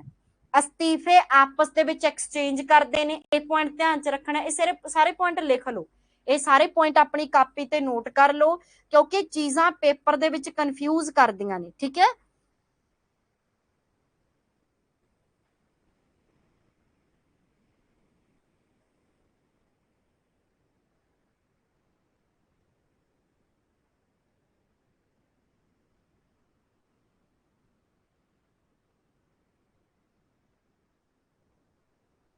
हाँ जी, क्लीयर हो गया सारे बच्चों का कॉन्सैप्ट। अगला पॉइंट है, अगला पॉइंट की है इत्थे कि जदों असीं लोक सभा दे स्पीकर की गल करदे हां तां इहदी सिलैक्शन हुंदी है, ਇਹਦੀ ਸਿਲੈਕਸ਼ਨ ਹੁੰਦੀ ਹੈ। ਲੋਕ ਸਭਾ ਦੇ ਐਮਪੀ ਆਪਣੇ ਵਿੱਚੋਂ ਹੀ ਸਹਿਮਤੀ ਦੇ ਨਾਲ ਇੱਕ ਬੰਦੇ ਨੂੰ ਸਪੀਕਰ ਬਣਾ ਲੈਂਦੇ ਨੇ ਔਰ ਸਪੀਕਰ ਜ਼ਿਆਦਾਤਰ ਜਿੱਤੀ ਹੋਈ ਪਾਰਟੀ ਦਾ ਹੁੰਦਾ ਹੈ। ਹੁਣ ਬੀਜੇਪੀ ਵਾਲੀ ਹਾਰੀ ਹੋਈ ਪਾਰਟੀ ਚੋਂ ਕਿਉਂ ਸਪੀਕਰ ਬਣਾਉਣਗੇ? ਸਪੀਕਰ ਕੋਲੇ ਵੀ ਕਾਫੀ ਰਾਈਟ ਨੇ। ਜੇ ਆਪਾਂ ਗੱਲ ਕਰੀਏ ਸਪੀਕਰ ਨੂੰ ਹਟਾਉਣ ਸੰਬੰਧੀ, ਸਪੀਕਰ ਨੂੰ ਹਟਾਇਆ ਵੀ ਜਾ ਸਕਦਾ ਹੈ। ਸਪੀਕਰ ਨੂੰ ਹਟਾਉਣ ਸੰਬੰਧੀ ਜਿਹੜਾ ਰਿਮੂਵਲ ਬਿੱਲ ਹੈ ਉਹ ਪਹਿਲਾਂ ਲੋਕ ਸਭਾ 'ਚ ਰੱਖਿਆ ਜਾਂਦਾ ਹੈ। ਇਹ ਤਾਂ ਨਾਰਮਲ ਕਾਮਨ ਜੀ ਗੱਲ ਹੋਗੀ। ਰਾਜ ਸਭਾ ਦਾ ਚੇਅਰਪਰਸਨ ਕੌਣ ਹੁੰਦਾ ਸੀਗਾ? ਕੌਣ ਹੁੰਦਾ ਸੀ ਜੀ ਸਾਡਾ ਰਾਜ ਸਭਾ ਦਾ ਚੇਅਰਪਰਸਨ? Vice president. ਉਹਨੂੰ ਹਟਾਉਣ ਵਾਸਤੇ ਬਿੱਲ ਪਹਿਲਾਂ ਰਾਜ ਸਭਾ 'ਚ ਰੱਖਿਆ ਜਾਂਦਾ ਸੀ। ਸਪੀਕਰ ਲੋਕ ਸਭਾ ਦਾ ਚੇਅਰਪਰਸਨ ਹੈ, ਇਹਨੂੰ ਹਟਾਉਣ ਵਾਸਤੇ ਬਿੱਲ ਪਹਿਲਾਂ ਲੋਕ ਸਭਾ 'ਚ ਰੱਖਿਆ ਜਾਂਦਾ ਹੈ ਔਰ ਇਹਨੂੰ ਪਾਸ ਹੋਣ ਵਾਸਤੇ ਸੇਮ ਇਫੈਕਟਿਵ ਮੈਜੋਰਿਟੀ ਦੀ ਜ਼ਰੂਰਤ ਹੈ ਜੋ ਅਸੀਂ ਕਿਹੜੇ ਪੁਆਇੰਟ 'ਚ ਕਰੀ ਸੀ? ਲੋਕ ਸਭਾ ਦੇ ਰਾਜ ਸਭਾ ਦੇ ਚੇਅਰਪਰਸਨ ਵਾਈਸ ਪ੍ਰੈਜ਼ੀਡੈਂਟ ਨੂੰ ਹਟਾਉਣ ਵੇਲੇ ਕਰੀ ਸੀ। ਇਹ ਪੁਆਇੰਟ ਅਸੀਂ ਪਹਿਲਾਂ ਡਿਸਕਸ ਕਰ ਚੁੱਕੇ ਹਾਂ। ਇਫੈਕਟਿਵ ਮੈਜੋਰਿਟੀ ਦੇ ਨਾਲ ਬਿੱਲ ਪਾਸ ਹੋਣਾ ਜ਼ਰੂਰੀ ਹੈ। ਡਿਪਟੀ ਸਪੀਕਰ ਵੀ ਸਾਡੇ ਲੋਕ ਸਭਾ ਦਾ ਮੈਂਬਰ ਹੀ ਹੁੰਦਾ ਹੈ। ਕਈ ਵਾਰੀ ਕੋਸ਼ਿਸ਼ ਕਰੀ ਜਾਂਦੀ ਹੈ ਕਿ ਡਿਪਟੀ ਸਪੀਕਰ ਨੂੰ ਵਿਰੋਧੀ ਧਿਰ ਚੋਂ ਰੱਖਿਆ ਜਾਵੇ, ਪਰ ਜ਼ਿਆਦਾਤਰ ਡਿਪਟੀ ਸਪੀਕਰ ਜਿਹੜਾ ਹੈ ਉਹ ਕਿੱਥੇ ਹੋਈ ਹੁੰਦਾ ਹੈਗਾ? ਜਿੱਤੀ ਹੋਈ ਪਾਰਟੀ ਚੋਂ ਹੀ ਹੁੰਦਾ ਹੈ। ਪਰ ਇਹ ਲਿਖਿਆ ਨਹੀਂ ਜਾਂਦਾ ਵੀ ਵਿਰੋਧੀ ਧਿਰ ਚੋਂ ਹੋਵੇ, ਪਰ ਇਹ ਕੋਸ਼ਿਸ਼ ਕਰੀ ਜਾਂਦੀ ਇੱਕ ਬੈਲੈਂਸ ਬਣਾਉਣ ਵਾਸਤੇ। ਸਾਡੇ ਪ੍ਰੈਜ਼ੈਂਟ 3 ਸਪੀਕਰਾਂ ਦੇ ਨਾਮ ਲਿਖੋ ਜਿਹੜੇ ਕਿ ਪੇਪਰ 'ਚ ਪੁੱਛੇ ਜਾਂਦੇ ਨੇ। ਸਾਡੇ ਦੇਸ਼ ਦੇ ਵਿੱਚ ਲੋਕ ਸਭਾ ਦਾ ਪਹਿਲਾ ਸਪੀਕਰ ਕੌਣ ਸੀ ਜਾਂ ਪਹਿਲੀ ਲੋਕ ਸਭਾ ਦਾ ਸਪੀਕਰ ਕੌਣ ਸੀ? ਜੀ.ਵੀ. ਮਵਲਾਂਕਰ। ਸਾਡੇ ਪ੍ਰੈਜ਼ੈਂਟ ਲੋਕ ਸਭਾ ਦਾ ਸਪੀਕਰ ਬੀਜੇਪੀ ਦਾ ਓਮ ਬਿਰਲਾ। ਤੁਸੀਂ ਦੇਖਿਆ ਹੋਣਾ ਗੰਜਾ ਜਿਹਾ ਭਾਈ ਬੈਠਾ ਹੁੰਦਾ ਅੱਗੇ। ਸਾਡੇ ਦੇਸ਼ ਦੀ ਪਹਿਲੀ ਔਰਤ ਸਪੀਕਰ ਕੌਣ ਸੀ? ਪਹਿਲੀ ਵਿਮਨ ਸਪੀਕਰ ਕੌਣ ਸੀ? ਮੀਰਾ ਕੁਮਾਰ। ਇਹ ਵੀ ਪੇਪਰ 'ਚ ਪੁੱਛਿਆ ਜਾਂਦਾ ਹੈ, ਮੀਰਾ ਕੁਮਾਰੀ ਜਾਂ ਕੁਮਾਰ। ਇਹ ਤਿੰਨੇ ਪੁਆਇੰਟ ਸਪੀਕਰ ਦੇ ਰਿਲੇਟਡ ਕਾਫੀ ਜ਼ਿਆਦਾ ਇੰਪੋਰਟੈਂਟ ਨੇ, ਇਹਨਾਂ ਨੂੰ ਵੀ ਤੁਸੀਂ ਉਤਾਰ ਲਿਓ, ਕਾਪੀ ਦੇ ਉੱਪਰ ਲਿਖ ਲਿਓ।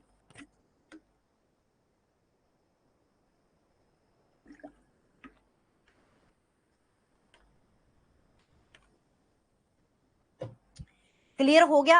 उस तो बाद आपां गल करदे हां important speaker the power the. Speaker कोले एक स्पैशल पावर हुंदी है जिन्हों तुसी कास्टिंग वोट कहने हो, जिन्हों तुसी निर्णायक वोट कहने हो। निर्णायक वोट साडे देश दे विच जदों भी कदे लोक सभा दे विच बिल रखिया जांदा है उहदे उपर स्पीकर कदे वोट नहीं पाउंदा। इह ध्यान च रखना। बेशक असीं कहने हैं कि स्पीकर लोक सभा दा एमपी हुंदा है पर स्पीकर कदे वोट नहीं पाउंदा। इहनूं ध्यान च रखना कि एक केस आ जदों स्पीकर नूं वोट पाउण दा अधिकार हुंदा है जदों ड्रॉ हो जे, मतलब इक्को जिहियां वोटां पै जाण।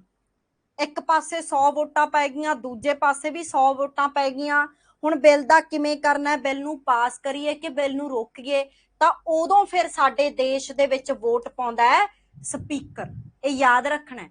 स्पीकर सिर्फ एक केस दे विच वोट पाउंदा है जदों बिल दे उपर इक्को जिहियां वोटां पै जाण, जिहनूं असीं निर्णायक वोट कहने आ। और इहदा आर्टिकल बहुत ज़्यादा इंपॉर्टेंट है, आर्टिकल 100। साडे देश दे विच लोक सभा दा स्पीकर आर्टिकल 100 ਨੂੰ ਵਰਤ ਕੇ ਆਪਣੀ ਨਿਰਣਾਇਕ ਵੋਟ ਦਾ ਵਰਤੋਂ ਕਰਦਾ ਹੈਗਾ ਜਦੋਂ ਜੇ ਆਪਾਂ ਗੱਲ ਕਰੀਏਗੀ ਸਾਡੇ ਕੀ ਹੁੰਦਾ ਹੈ ਇੱਕੋ ਜਿਹੀਆਂ ਵੋਟਾਂ ਪੈ ਜਾਂਦੀਆਂ ਨੇ ਇਕੁਅਲ ਵੋਟ ਦੇ ਕੇਸ ਦੇ ਵਿੱਚ। ਇਹ ਪੁਆਇੰਟ ਧਿਆਨ ਦੇ ਵਿੱਚ ਰੱਖਣਾ ਹੈਗਾ। ਅਗਲਾ ਪੁਆਇੰਟ ਇੱਥੇ ਕੀ ਇੰਪੋਰਟੈਂਟ ਆ ਲਿਖ ਲਿਆ ਸਾਰਿਆਂ ਨੇ। ਅਗਲਾ ਪੁਆਇੰਟ ਇੱਥੇ ਕੀ ਇੰਪੋਰਟੈਂਟ ਆ प्रोटम स्पीकर। एक टर्म यूज करी जाती है प्रोटम स्पीकर। ਇਹਦੇ ਬਾਰੇ ਮਾੜਾ ਜਿਹਾ ਸੁਣ ਲਓ, ਬੜਾ ਜ਼ਿਆਦਾ ਇੰਪੋਰਟੈਂਟ ਨਹੀਂ, ਪਰ ਕਈ ਵਾਰੀ ਪੇਪਰਾਂ ਦੇ ਵਿੱਚ ਇਹ ਟਰਮ ਵਰਤੀ ਗਈ ਹੈ। ਪ੍ਰੋਟਮ ਸਪੀਕਰ ਕੌਣ ਹੁੰਦਾ ਹੈ? ਹੁਣ ਦੇਖੋ, ਅਸੀਂ ਜਦੋਂ ਵੀ ਸਪੀਕਰ ਦੀ ਚੋਣ ਕਰਦੇ ਹਾਂ ਉਹਦੇ ਵਾਸਤੇ ਸਾਨੂੰ ਲੋਕ ਸਭਾ ਦਾ ਪਹਿਲਾ ਸਦਨ ਸੱਦਣਾ ਪੈਂਦਾ। ਜਦੋਂ ਕੋਈ ਪਾਰਟੀ ਜਿੱਤ ਜਾਂਦੀ ਹੈ, ਇਲੈਕਸ਼ਨ ਹੋ ਗਈਆਂ, ਪਾਰਟੀ ਜਿੱਤ ਗਈ, ਉਸ ਤੋਂ ਬਾਅਦ ਰਾਸ਼ਟਰਪਤੀ ਪਹਿਲਾ ਸਦਨ ਬੁਲਾਉਂਦਾ ਹੈ। ਪਹਿਲੇ ਸਦਨ ਦੇ ਵਿੱਚ ਤਾਂ ਸਪੀਕਰ ਤੈਅ ਨਹੀਂ ਹੁੰਦਾ ਵੀ ਕਿਹੜਾ ਬੰਦਾ ਹੋਊਗਾ, ਪਰ ਪਹਿਲੇ ਸਦਨ ਦੀ ਪ੍ਰਧਾਨਗੀ ਕਰਨ ਵਾਸਤੇ ਵੀ ਕੋਈ ਇੱਕ ਟੈਂਪਰੇਰੀ ਬੰਦਾ ਚਾਹੀਦਾ।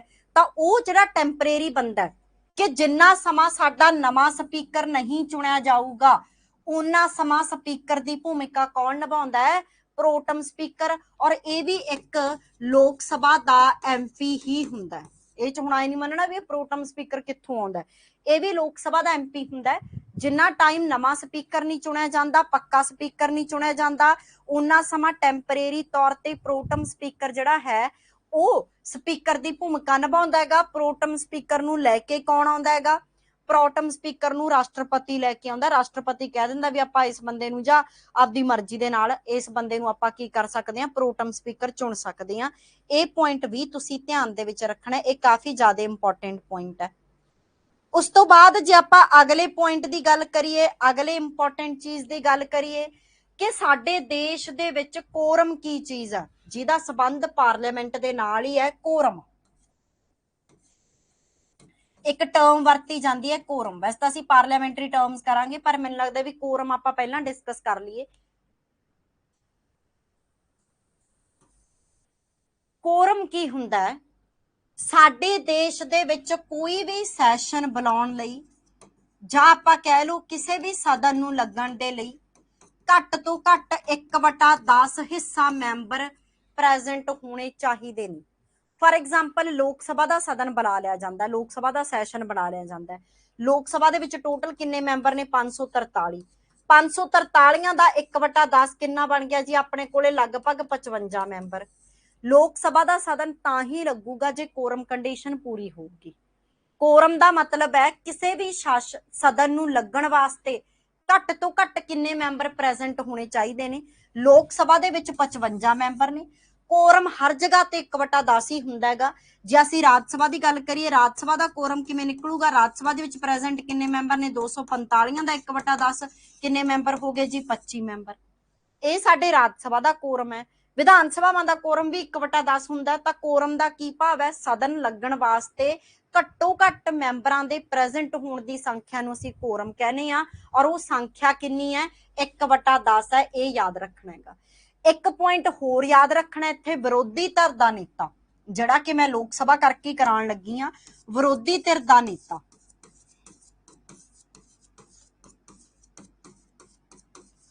Leader of ਆਪੋजिशन।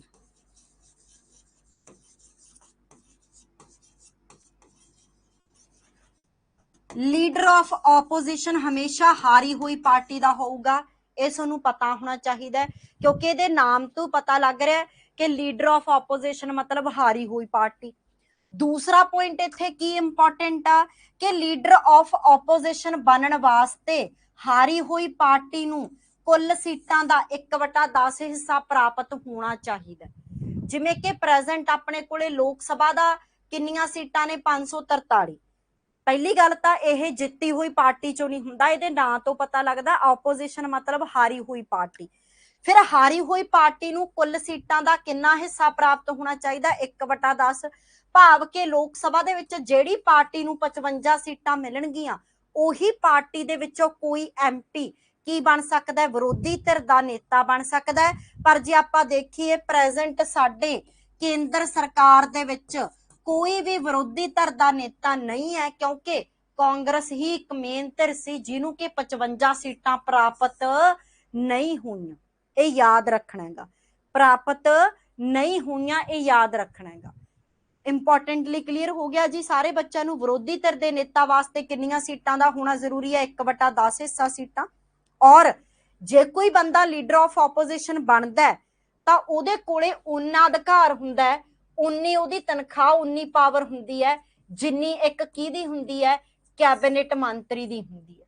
ਵਿਰੋਧੀ ਧਿਰ ਦਾ ਨੇਤਾ ਸਾਡੇ ਦੇਸ਼ ਦੇ ਵਿੱਚ ਉਨਾ ਪਾਵਰਫੁਲ ਹੈ ਜਿੰਨਾ ਇੱਕ ਕੈਬਨਿਟ ਰੈਂਕ ਦਾ ਮੰਤਰੀ ਪਾਵਰਫੁਲ ਹੈ, ਪਰ ਉਹਦੇ ਵਾਸਤੇ ਹਾਰੀ ਹੋਈ ਪਾਰਟੀ ਕੋਲੇ ਕੁੱਲ ਸੀਟਾਂ ਦਾ 1/10 ਹਿੱਸਾ ਹੋਣਾ ਚਾਹੀਦਾ। ਹੁਣ ਆਪਾਂ ਇਸੇ ਗੱਲ ਨੂੰ ਲੈ ਕੇ ਪੰਜਾਬ ਦੀ ਗੱਲ ਕਰਦੇ ਹਾਂ। ਪੰਜਾਬ ਦੇ ਵਿੱਚ ਵਿਧਾਨ ਸਭਾ ਦੀਆਂ, ਕਿਉਂਕਿ ਜੇ ਲੋਕ ਸਭਾ 'ਚ ਵਿਰੋਧੀ ਧਿਰ ਦਾ ਨੇਤਾ ਵਿਧਾਨ ਸਭਾ 'ਚ ਵੀ ਹੋਊਗਾ, ਲੋਕ ਸਭਾ ਤੇ ਵਿਧਾਨ ਸਭਾ ਇੱਕੋ ਪੈਟਰਨ ਤੇ ਕੰਮ ਕਰਦੀਆਂ ਨੇ, ਲੋਕ ਸਭਾ ਸੈਂਟਰ ਤੇ ਵਿਧਾਨ ਸਭਾ ਸਟੇਟ। 117 ਦਾ 1/10 ਹਿੱਸਾ ਭਾਵ ਕਿ 12 ਸੀਟਾਂ ਜਿਹੜੀ ਪਾਰਟੀ ਨੂੰ ਹੈ ਉਹਦੇ ਚੋਂ ਵਿਰੋਧੀ ਧਿਰ ਦਾ ਨੇਤਾ ਹੋਣਾ ਚਾਹੀਦਾ। ਹੁਣ ਆਪਣੇ ਦੇਸ਼ ਦੇ ਵਿੱਚ ਪੰਜਾਬ ਦੇ ਵਿੱਚ ਜੇ ਆਪਾਂ ਕਹੀਏ ਆਮ ਆਦਮੀ ਪਾਰਟੀ ਜਿੱਤੀ, ਉੱਥੋਂ ਤਾਂ ਵਿਰੋਧੀ ਧਿਰ ਦਾ ਨੇਤਾ ਹੋਊਗਾ ਨਹੀਂ। ਹਾਰੀਆਂ ਹੋਈਆਂ ਪਾਰਟੀ ਅਕਾਲੀ ਤੇ ਕਾਂਗਰਸ ਨਹੀਂ। ਅਕਾਲੀਆਂ ਤੇ ਕਾਂਗਰਸੀਆਂ ਦੋਵਾਂ ਨੂੰ ਮਿਲਾ ਕੇ ਵੱਧ ਸੀਟਾਂ ਕਿਹਦੇ ਕੋਲੇ ਸੀ? ਕਾਂਗਰਸੀਆਂ ਕੋਲੇ। ਤੇ ਕੋਈ ਮੈਨੂੰ ਦੱਸ ਸਕਦਾ ਵੀ ਕਾਂਗਰਸ ਪਾਰਟੀ ਵੱਲੋਂ ਪੰਜਾਬ ਦੇ ਵਿੱਚ ਲੀਡਰ ਆਫ ਆਪੋਜੀਸ਼ਨ ਕੌਣ ਹੈ? ਐਨੀਬਡੀ?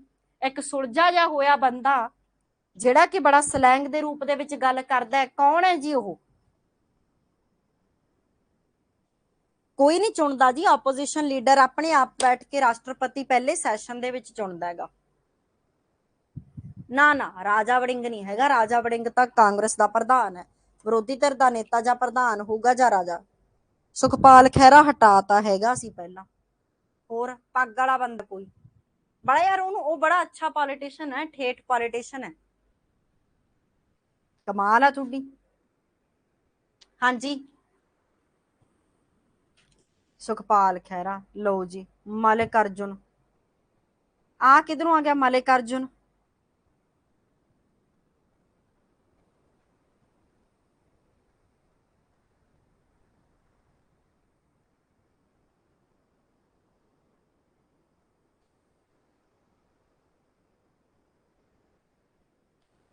ਕਮਾਲ ਹੈ ਯਾਰ, ਮੈਂ ਤੁਹਾਡੇ ਤੇ ਹੈਰਾਨ ਆ ਇਸ ਗੱਲ ਤੋਂ। ਪ੍ਰਤਾਪ ਸਿੰਘ ਬਾਜਵਾ।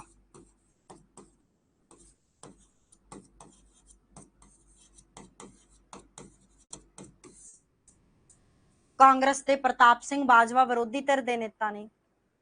ਜ਼ੀਰੋ ਹੈ। ਇਹ ਤਾਂ basic knowledge is very very important to qualify any competition. Basic knowledge is very important. ठीक है, ਚਲੋ ਜੀ। ਇਹਦੇ ਨਾਲ ਹੀ ਸਾਡੀ ਲੋਕ ਸਭਾ ਸਪੀਕਰ, ਡਿਪਟੀ ਸਪੀਕਰ, ਵਿਰੋਧੀ ਧਿਰ ਦਾ ਨੇਤਾ, ਸਪੀਕਰ ਦੀ ਪਾਵਰ ਕੰਪਲੀਟ ਹੁੰਦਾ ਹੈਗਾ। ਔਰ ਇਹ ਚੀਜ਼ਾਂ ਯਾਦ ਰੱਖਣੀਆਂ ਨੇ। ਕੱਲ ਵਾਲੀ ਕਲਾਸ ਆਪਾਂ ਸਵੇਰੇ ਲਾਵਾਂਗੇ, ਸਹਿਮਤ ਹੋ? ਕੱਲ ਨੂੰ ਨਾ ਬਾਈ ਮੈਂ ਜਾਣਾ ਆਪਦੇ ਪਿੰਡ, ਤੇ ਲਗਭਗ ਮੈਨੂੰ 2-3 ਮਹੀਨੇ ਹੋ ਗਏ ਵੀ ਮੈਂ ਆਪਦੇ ਪਿੰਡ ਨਹੀਂ ਗਈ, ਤੇ ਮੈਨੂੰ ਘਰ ਦੇ ਕਹੀ ਜਾਂਦੇ ਨੇ ਵੀ ਤੂੰ ਮੁੜ ਕੇ ਆਈ ਹੋਈ ਨਹੀਂ ਘਰੇ, ਹਨਾ। ਤੇ ਮੈਨੂੰ ਦੱਸੋ ਵੀ ਸਵੇਰੇ ਲਾ ਲਈਏ ਆਪਾਂ ਕਲਾਸ ਜਲਦੀ ਅਰਲੀ, ਨਹੀਂ ਫਿਰ ਆਪਾਂ ਮੰਡੇ ਵੀ ਆ ਕੇ ਲਾ ਲਾਂਗੇ, ਨਹੀਂ ਫਿਰ ਆਪਾਂ ਅਰਲੀ ਲਾ ਲਾਂਗੇ ਮਾਰਨਿੰਗ। ਮੈਂ ਇਸ ਨੂੰ ਟਾਈਮ ਪਾ ਦੂੰਗੀ ਲਗਭਗ ਮਤਲਬ 9-9:15 ਦੇ ਅਰਾਊਂਡ। ਜੇ ਆਪਾਂ ਗੱਲ ਕਰੀਏ ਤਾਂ ਉਦੋਂ ਲਾ ਲਾਂਗੇ। ਮੈਂ ਤੈਨੂੰ ਮੈਸੇਜ ਕਰ ਦੂੰਗੀ ਜਦੋਂ ਵੀ ਸੁਟੇਬਿਲਿਟੀ ਬਣਦੀ ਹੋਈ। ਆਪਾਂ ਰਾਤ ਸਭਾ ਵਾਲਾ ਟੌਪਿਕ ਕੰਪਲੀਟ ਕਰ ਲਾਂਗੇ, ਠੀਕ ਹੈ? ਹਾਂ ਹਾਂ, ਲਾ ਲੂੰਗੀ ਕਲਾਸ, ਕੋਈ ਚੱਕਰ ਵਾਲੀ ਗੱਲ ਨਹੀਂ। ਮੈਂ ਲਾ ਲੂੰਗੀ ਕਲਾਸ। ਜੇ ਅੱਜ ਰਾਤ ਨੂੰ ਵੀ ਬਣਦਾ ਹੋਇਆ ਰਾਤ ਨੂੰ ਲਾ ਦੂੰਗੀ ਨਾ ਕੱਲ ਵਾਲੀ ਕਲਾਸ, ਨਹੀਂ ਫਿਰ ਸਵੇਰੇ ਜਾਣ ਤੋਂ ਪਹਿਲਾਂ ਜਲਦੀ ਉੱਠ ਕੇ ਕਲਾਸ ਲਾ ਦੂੰਗੀ, ਠੀਕ ਹੈ? ਤਾਂ ਫਿਰ ਆਪਾਂ ਲਾ ਦੂੰਗੀ ਡੋਂਟ ਵਰੀ। ਕਲਾਸ ਦਾ ਚੱਕਰ ਨਾ ਮੰਨੋ, ਕਲਾਸਾਂ ਤਾਂ ਚ ਮੇਰੇ ਤੋਂ 5 ਲਵਾ ਲਓ। ਪੋਲਿਟੀ ਦੀ ਕਲਾਸ ਤੋਂ ਤਾਂ ਮੈਂ ਕਦੇ ਵੀ ਨਹੀਂ ਅੱਕਦੀ ਜ਼ਿੰਦਗੀ 'ਚ। ਮੈਂ ਕਦੇ ਨਹੀਂ ਅੱਕੂਗੀ ਮੈਂ ਪੋਲਿਟੀ ਪੜਾਉਣੋਂ ਹਟ ਜਾ। ਇਹਦਾ ਮੈਂ ਚਾਅ ਨਾਲ ਪੜਾਉਣੀ ਆ, ਠੀਕ ਹੈ? ਸੋ ਆਪਾਂ ਸਵੇਰੇ ਮੈਂ ਤੁਹਾਨੂੰ ਟਾਈਮਿੰਗ ਹੈ ਜਿਹੜੀ ਉਹ ਮੈਸੇਜ ਕਰ ਦੂੰਗੀ। ਆਪਾਂ ਆਪਣਾ ਰਾਤ ਸਭਾ ਵਗੈਰਾ ਕੰਪਲੀਟ ਕਰ ਹੀ ਲਵਾਂਗੇ। ਇਹ ਵੀ ਗੱਲ ਵਧੀਆ ਹੈਗੀ ਆ ਪਾਰਲੀਮੈਂਟ ਦੇ। ਤਾਂ ਫਿਰ ਆਪਾਂ ਸਵੇਰੇ ਕਲਾਸ ਲਾਉਣੇ ਆ, ਜੇ ਹੋ ਸਕਿਆ ਸ਼ਾਮ ਨੂੰ ਮੈਂ ਮੈਸੇਜ ਕਰ ਦੂੰਗੀ, ਠੀਕ ਹੈ? ਹਾਂਜੀ ਹਾਂ, ਡੈਫੀਨੇਟਲੀ। ਚਲੋ, ਜੇ ਕੋਈ ਡਾਊਟ ਹੈ ਤਾਂ ਪੁੱਛ ਲਓ, ਜੇ ਕੋਈ ਪ੍ਰੋਬਲਮ ਹੈ ਤਾਂ ਪੁੱਛ ਲਓ, ਨਹੀਂ ਫਿਰ ਆਪਾਂ ਮਿਲਦੇ ਹਾਂ ਨੈਕਸਟ ਕਲਾਸ ਦੇ ਵਿੱਚ। ਨਹੀਂ ਨਹੀਂ, ਕੋਈ ਚੱਕਰ ਨਹੀਂ ਯਾਰ, ਕਲਾਸ ਤਾਂ ਮੈਂ ਲਾ ਦੂੰਗੀ, ਐਡੀ ਕਿਹੜੀ ਗੱਲ ਹੈ। ਕਈ ਵਾਰੀ ਨਾ ਵੀ ਜਦੋਂ ਕਲਾਸ ਲਾਉਣ ਦੇ ਚਾਂਸਸ ਨੇ ਉਦੋਂ ਤਾਂ ਲਾਉਣੀ ਚਾਹੀਦੀ। ਕਈ ਵਾਰੀ ਕੋਈ ਜੇ ਅਚਾਨਕ ਬਿਮਾਰ ਬਮੂਰੀ ਹੋ ਜਾਵੇ ਉਹ ਅਲੱਗ ਗੱਲ ਆ, ਹਨਾ। ਜੇ ਪੋਸੀਬਿਲਿਟੀ ਇੱਧਰ ਉੱਧਰ ਕਰਕੇ ਐਡਜਸਟ ਲਾ ਸਕਦੇ ਤਾਂ ਕੋਈ ਚੱਕਰ ਨਹੀਂ। ਕਲੀਅਰ ਆ ਸਾਰਾ ਲੈਕਚਰ? ਕਲੀਅਰ ਆ? ਅੱਛਾ ਲੱਗੀ ਕਲਾਸ? ਕੁਛ ਨਵਾਂ ਸਿੱਖਣ ਨੂੰ ਮਿਲਿਆ? ਐਵਰੀਬਡੀ ਸੈਟਿਸਫਾਈਡ ਹੋ? ਫਿਰ ਬੰਦ ਕਰੀਏ ਕਲਾਸ।